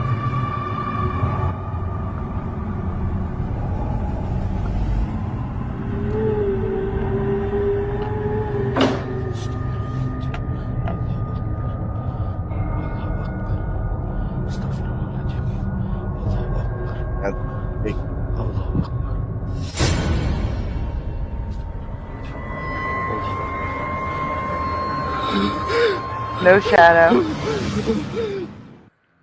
There, sitting completely still on a bench, was the figure of a woman in red. Her motionless presence was unsettling, and even with light shining on her, she didn't move. Moments later, he saw her again, this time standing in a doorway directly in front of him. Convinced he had just encountered a ghost, He ran out of the house that night. It looked like a reflection in a mirror. But was it truly the lingering spirit of the home's past? Or something else entirely? You decide. It looked more eerie by having a reflection in a dirty mirror. It does look like a reflection. Good night, Morgan. A man named Ivan says unexplained activity began after he received a Chucky doll for Christmas. Oh my It gosh, would activate on its own without anyone pressing the button. All right, pause. Even without... Oh yeah, I've seen All right, it. so I have to tell you, we have seen this. Yeah. And I found someone who debunked it. They showed a way for this to work without batteries. And they basically installed batteries and sensors in the arms. So it is powered, but it looks like it's not because you're not seeing batteries in the battery compartment. The actual battery case is empty, but right. It has different spots. Right. So this has been debunked. I'm not saying it's definitely what's it was a lot of work for them to do it, but it's possible to do it is what I'm trying to say. All right, go on. Batteries. His mother sometimes found it face down beside his bed for no clear reason. Over time, it triggered more often at night, and it did not take long for strange events to unfold.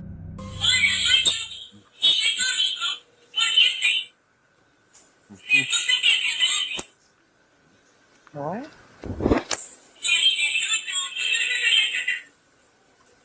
Oh, that's not what it's supposed to say. I don't think I've seen this one, Josh. I think this is a new one. After this, Ivan decided not to take any chances and installed a security camera aimed directly at the doll, and it quickly captured something chilling.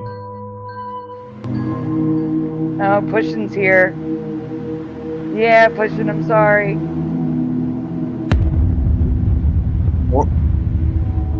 Chair's moving. Yeah, it's moving.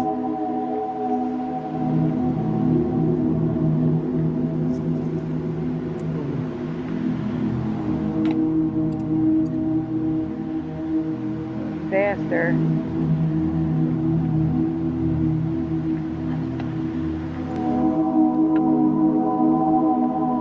That's a good place to keep a Chucky doll back. Keep safe from the box.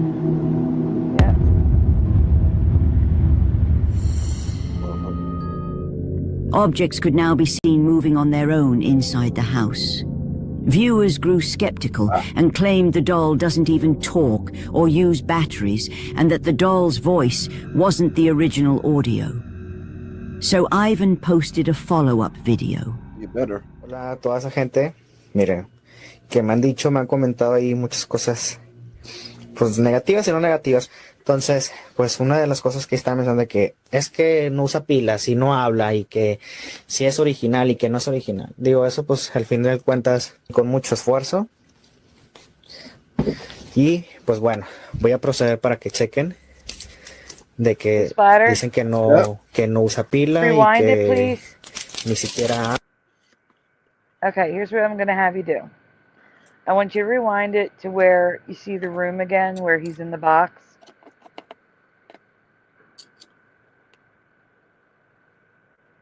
Right there? Yeah. Now I want you to switch it to half speed. And mute the sound. Well, it'll be eerie sounding. I like that. And no, because I'm going to be reading. Oh. Hit play, and then I'm going to read this screen.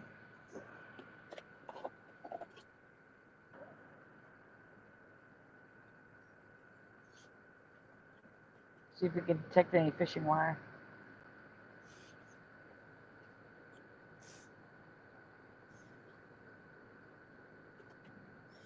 Oh. Yeah, that was fake. All right, here we go. Fake. See, why does the bottom box pull out? Exactly. That's the first thing I see, and no, that's fake. All right, get ready to hit pause. in case I can't read fast enough. Well, it is on half speed, so it should be fine. Yeah. And it's also in Spanish. That's lovely. That's Spanish. But the subtitles I thought were in English. Yeah, they are. Right there. Hello, All right. everyone. Hello, everyone. Look. People have been telling me, commenting, and saying many things, both negative and not so negative. One of the things they say is that it does not use batteries, that it doesn't even talk. But I say, in the end, it was a lot of effort.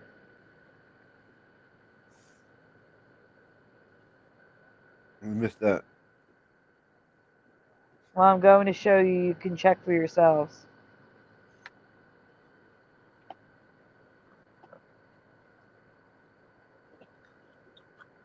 Why is its hair so long? Because it's a Mandela, I've covered it.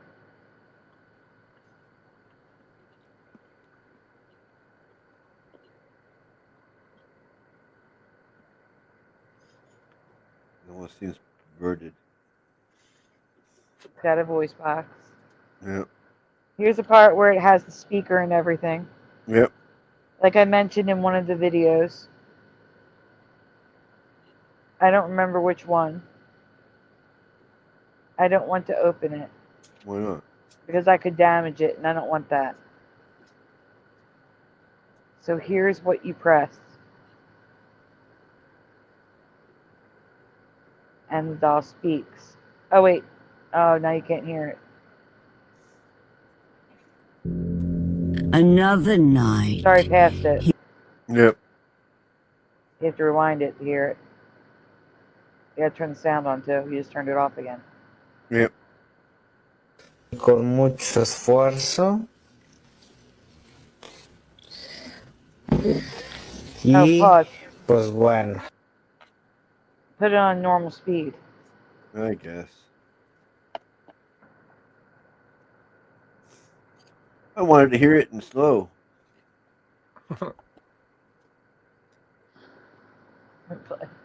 It's in Spanish Voy anyway. a proceder para que chequen. No, check. De que dicen que no usa pila y que ni siquiera habla. Entonces vamos a checarle. Aquí está la parte donde trae la bocina y todo.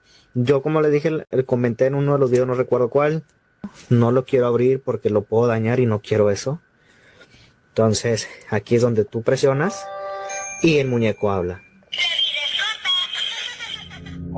Another night, he was watching TV in the living room when he heard the doll turning on and off by itself again, so he started recording. And what he captured was frankly terrifying.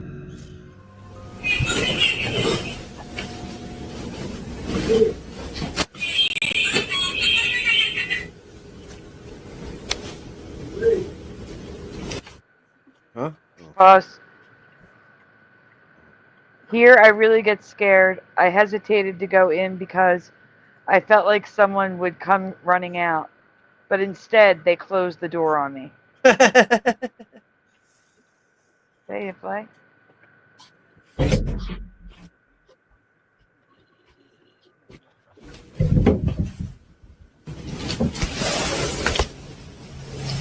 Alexa, enciende luz de habitación. Hay algunas cosas con ese nombre. Televisor habitación y espejo habitación. ¿A cuál te refieres? Espejo habitación. Muy bien.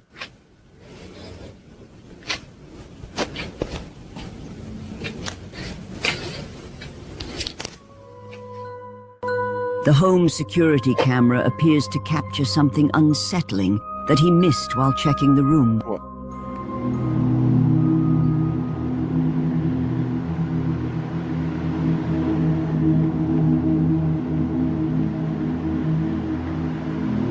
Is there reflection in the...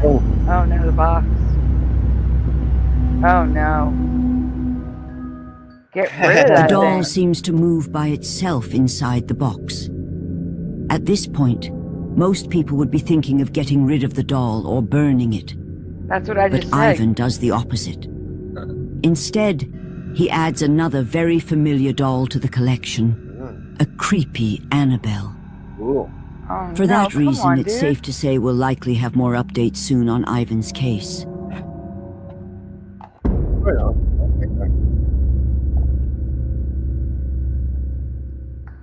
A video surfaced from an employee who works the night shift at a convenience store. One night, while he was alone in the shop, he began hearing strange, repeated noises coming from the store's stockroom. Feeling uneasy, he decided to film what was happening.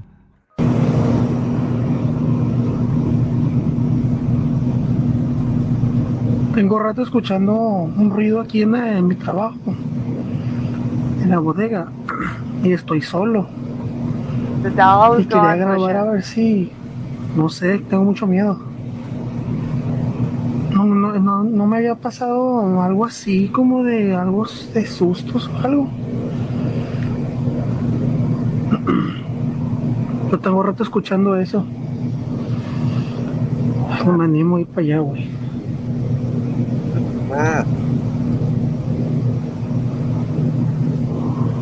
Después de un rato me animo a ver, güey. Tengo mucho miedo, güey, la neta.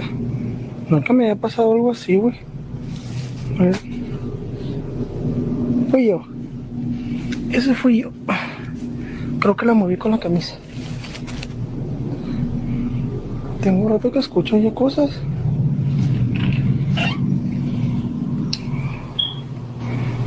Me da mucho miedo. Mucho miedo me da, güey.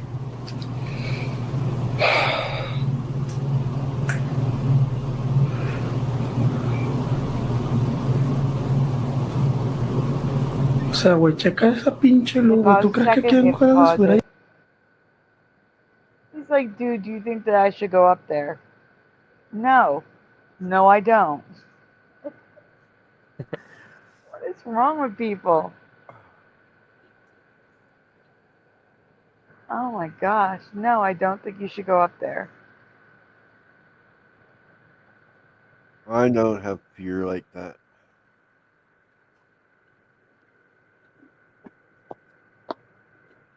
I would have went up there.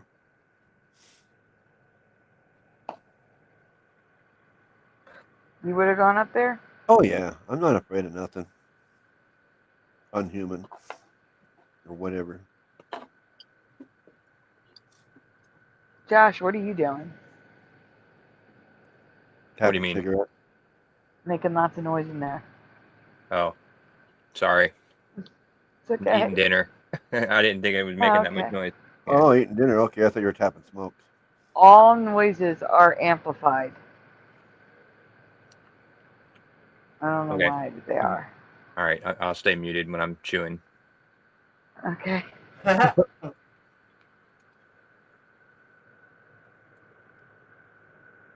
Aw, poor Josh. It's okay. Gets home from work trying to eat something and you pick on him. No, it's just loud. I know, I'm just saying. It's all right. I'm used to getting put in the corner and by myself. It's okay. Alright, we're gonna play. All right. An angry grandpa goes, sure. Ahí arriba. ¿Tú crees que tengo ganas de subir allá arriba?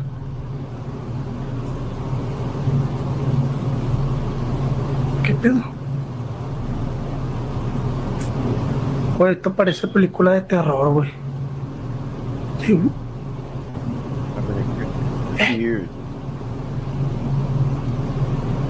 Lo bueno es que tengo este foco, güey. Y acá arriba, por ejemplo, tengo... Acá me da miedo que siento que me están viendo, güey. Ya me prendió el pinche foco, güey. Y güey, vete a la verga, güey. No se habrá metido alguien aquí a robar. Tengo un chingo de miedo, güey. Yeah, tell it out loud. I didn't hear you. Pause. What did you say? This guy's walking up the stairs, letting it know that he's really scared. I mean, what an idiot. Yeah, you don't do that. You didn't see that? See what? Well, him say that. No, I did. Oh. I did, but it's covered by Grandma's nightmares. Yeah. This guy's, whatever. See that? Tengo un chingo de miedo. See? Yeah. I can't hear you, Splatter. Deja prender la lámpara, güey. Eso la verga. No se ve nada, güey. ¡La madre, güey! ¡A la verga, güey! He is down the steps. The moment he booked it. Oh, these scaredy cats. Well, he reaches the mezzanine and looks upward. I said, at least you know it's genuine. He was terrified. Well, he was genuinely scared. He flew down the steps. He's making himself scared, though, is what it is. He's dwelling on it.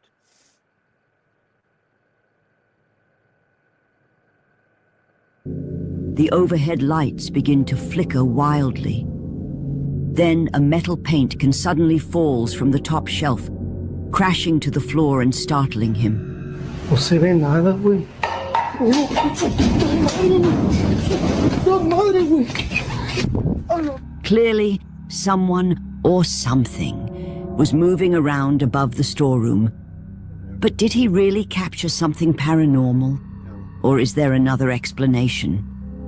As always, you decide. Alright, number one, guys. Probably just a rat running around knocked up, Robert. Adam, from the YouTube channel Adventure. They usually save the best for last. I don't know, I've never watched this creator before, but they usually save the best for last. We'll see. Yeah, but that noise was probably just a rat knocked something over up there or something, you know? It very well could have been that. But what about the flickering lights? That could have been him. We didn't see his hand.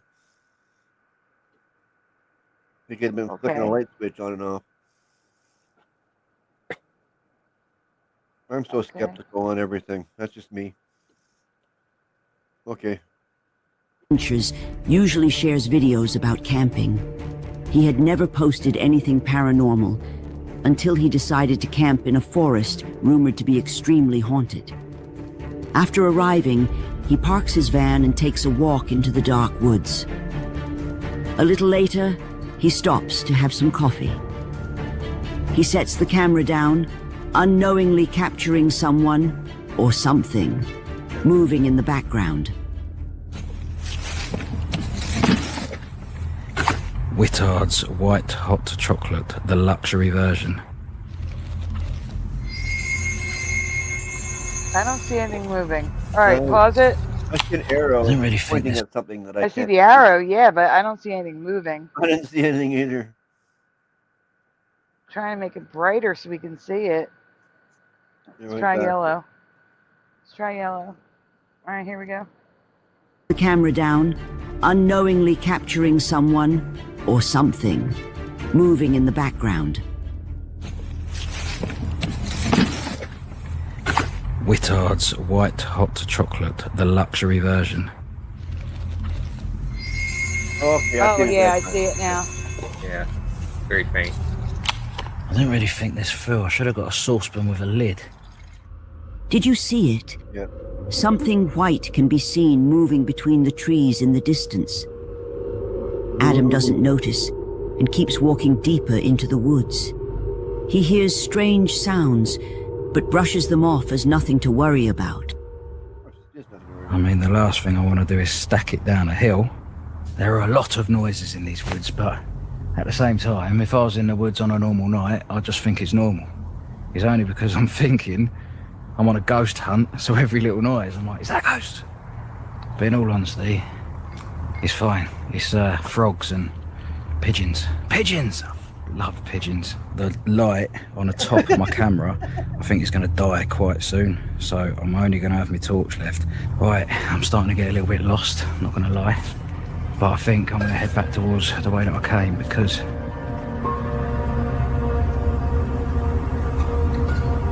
I swear I keep seeing someone. Hold on.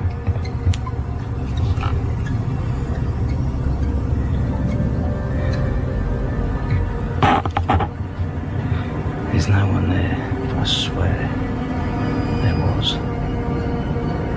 I think I'm going to go this way, to be honest with you. What the hell? That is a person. I'm not even joking.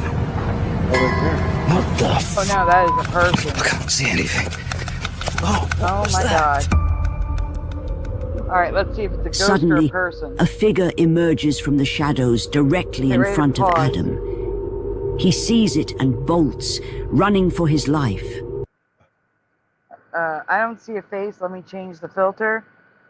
No face. No, there's absolutely no face. Is it the back of the head or the front of the head? That's the front. That's the face. It could be someone has a white mask on or a white nylon mask. So you can't see a face at all. No features.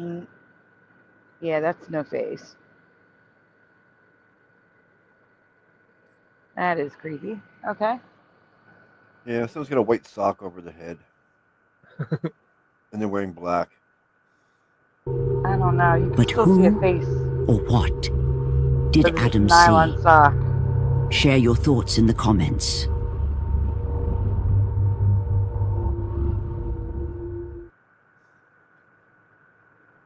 Yeah, I'm a skeptic of skeptics.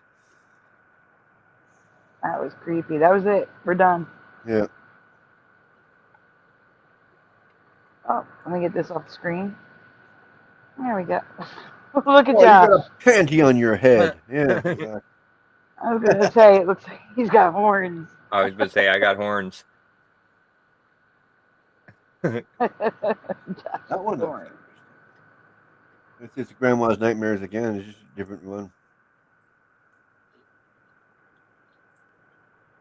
All right, so what we're going to do is, I don't see the panty. I see horns. Where did you see a panty? I'm trying to see how Splatter sees a panty. See what? How do you see a panty on his head? That's what someone wrote in the chat. Oh. Analog Lime says it. Hey, Analog Lime. Yeah. Let me write Analog Lime down. Just in time for the shout-outs, mind you. Super Mario Brothers 3 is here. Hello, Super Mario. Oh, get them down. We needed a seance together with panties on our heads. No, thank you. Yeah, I'm not into seances. I'm not into panties on my head. Oh. Well, yeah, that was part of my joke. I was against the seance, but I didn't mention that I was against the panties. Yeah. You didn't get my joke. We got it. It's not as funny when I have to explain it. Man. All right, so guys, we're going to do the open panel tomorrow night because I don't want to open up the panel at 5 a.m. Okay? It's just not something for I'm... me, yeah. Time to yeah, start 5 wrapping a.m. up. Right. Yeah, 5 a.m. for us. It's a little too late to open up the panel. Yeah. And Rob said he was going to try to come tomorrow, so... There we go. A little more reason. Yeah. Oh, my. So... Well, I'm just full. No. Tired, I guess. Push in as a message for you, Josh. Yeah, I'm responding to it now. I just heard a whisper. That was me. No, it wasn't. It was right before Josh spoke. It Oh. was like, wait, or something. Like, it was the crystal meth guy. It was the same voice as crystal meth guy. Except it was, what? It was like, wait, or something like that. I swear to you, I heard the crystal meth guy.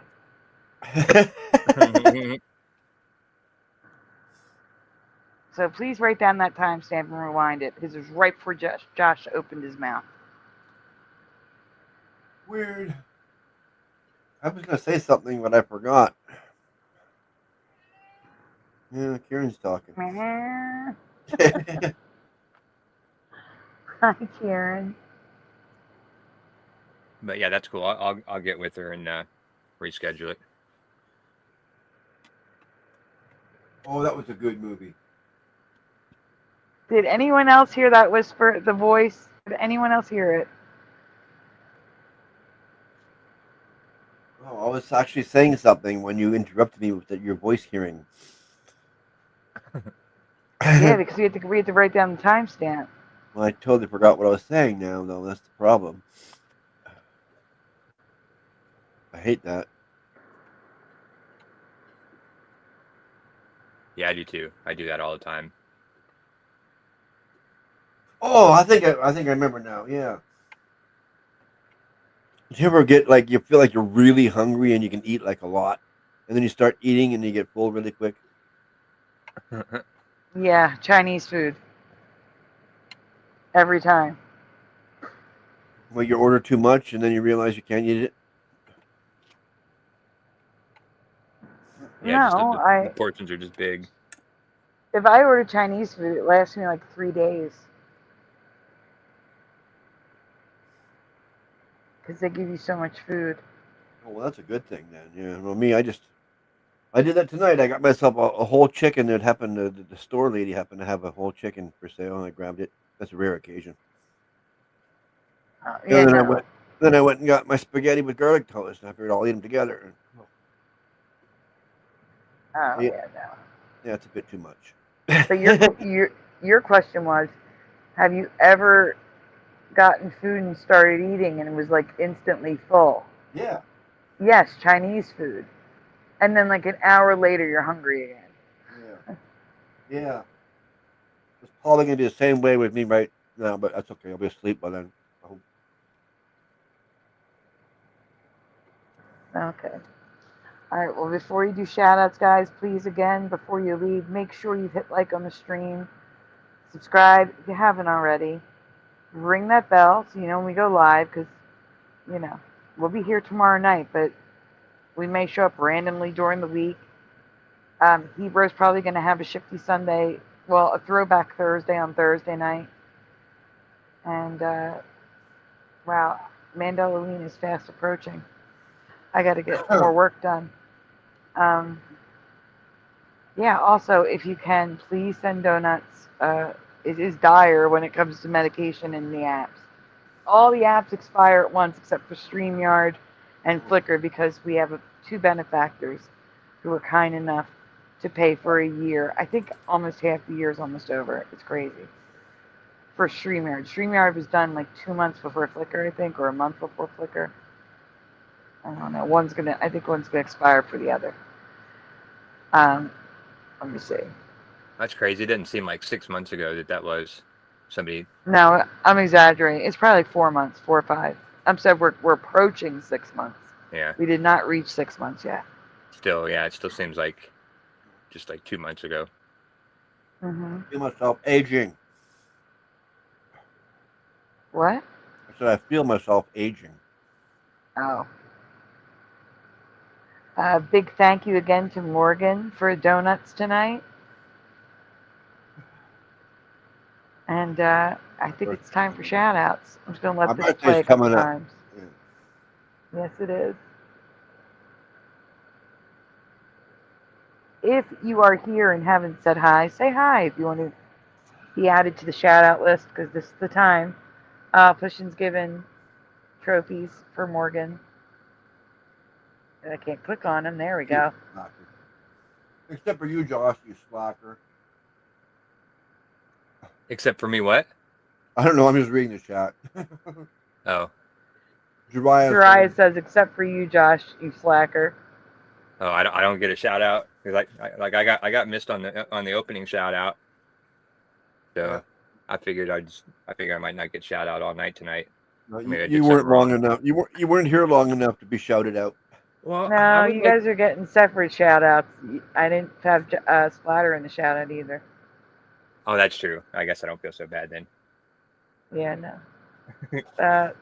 Actually, I think you did, Sandy. No, I didn't. At the beginning? Yeah. No. Okay. No, I only said, I'm Sandy Diva, and joining me, as always, is Splatter 420. That's about it. Yeah. Well, I thought you said You weren't in the shout-out list. You weren't in the shout-out list, though. Okay, I thought you mentioned me when you mentioned the people in the chat. I really did. Maybe I'm imagining it. Yeah, I just read the comment before. Jiraiya said, "Thanks, guys. You're funny and appreciate it. Except you, Josh, you slacker." I was trying to find the context, but that makes it more funny.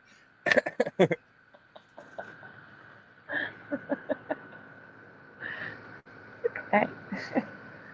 Tonight in the chat, we had Astral Fugitive, aka Sir Gregor, was first tonight, followed by Kasoon Lee, Kitty Cattywhack, Milan Pavlovic, welcome, Jennifer, Broken Shadow Feather, Blue Pac-Man, 13, Kenraz, Robert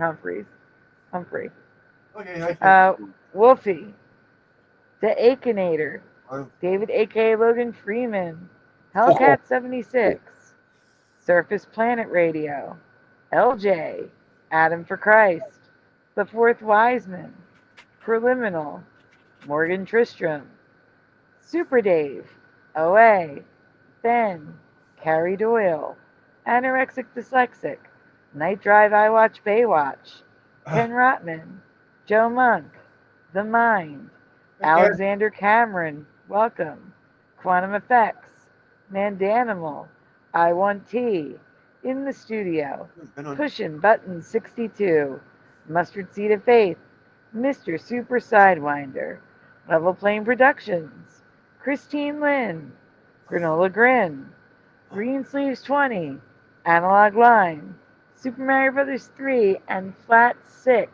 Did I miss anyone in the chat besides Josh and Splatter? With every bullet so far. I think I got everyone. All right, guys. Like I said, look for us tonight, probably around midnight-ish. I just want to make sure I don't run over Propagate show. Yeah. So probably around midnight, maybe a little bit later. Propagate runs late. Did not mean to rhyme. It just happens. Ignore me when it happens. I mean, even the list. I don't know if you heard. Christine Lynn, Granola Grin. It just happens. I don't know why. The rhyming just happens around me. I do not do it on purpose.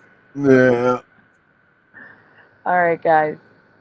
With that, thank you again to Morgan. Thank you all for being here, for hanging out with us. Yeah, that's one of my favorite El Bundy lines is that. You miss me, dear? Yeah, with every bullet so far. Oh, I'm yawning. Excuse me. I love that. All right. Well, I was going to say something. I can't remember what it is now. Anyway, we will see you tonight. Get some rest. Enjoy your day. Thank you for being here. Guys, you know what time it is. Say goodnight, guys. Good night, everyone, from the local slacker here. The resident slacker. Good night, slacker. Good night, everybody. Good night, everyone. Good night.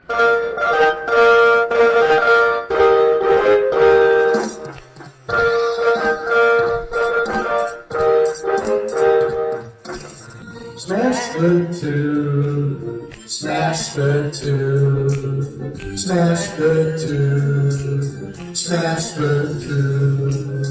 Turn the strap up, turn the strap up, turn the strap up, turn the strap up, turn the strap up, turn the strap up, please turn it off. Why must we watch Friends? Why must we watch Friends? Why must we watch Friends? Why must we watch Friends? I've seen the show about 1,000,000 times. Not even funny when I'm drunk or high. Why must we watch friends? Why must we watch friends? Is that Ricky? Wait a minute. This reality is not going to be very pleasant when all the good people leave. I'm telling you now for the 100th time. Isn't even close. How could you say otherwise? The land's everybody. Hero 77 here. I'm doing good. Now that I'm home and off work. Why must we watch Friends? That laugh track is so welcome. To me. Fog that's happening over across everywhere. No. Pastor of Muppets. Asian man propagate, never too late. Yes. Working on Baby, It's Cold Outside. Part of your world, it's flipped back again. We all come from different realities, like I explained last week. Watch TV, sit down and catch those belly. Why must we watch Friends? Why must we watch Friends? Why must we watch Friends? Why must we watch Friends? Why must we watch Friends? Why must we watch Friends? Why must we watch Friends? Why must we watch Friends? Why must we watch Friends? Why must we watch Friends? Why must we watch Friends? Why must we watch Friends?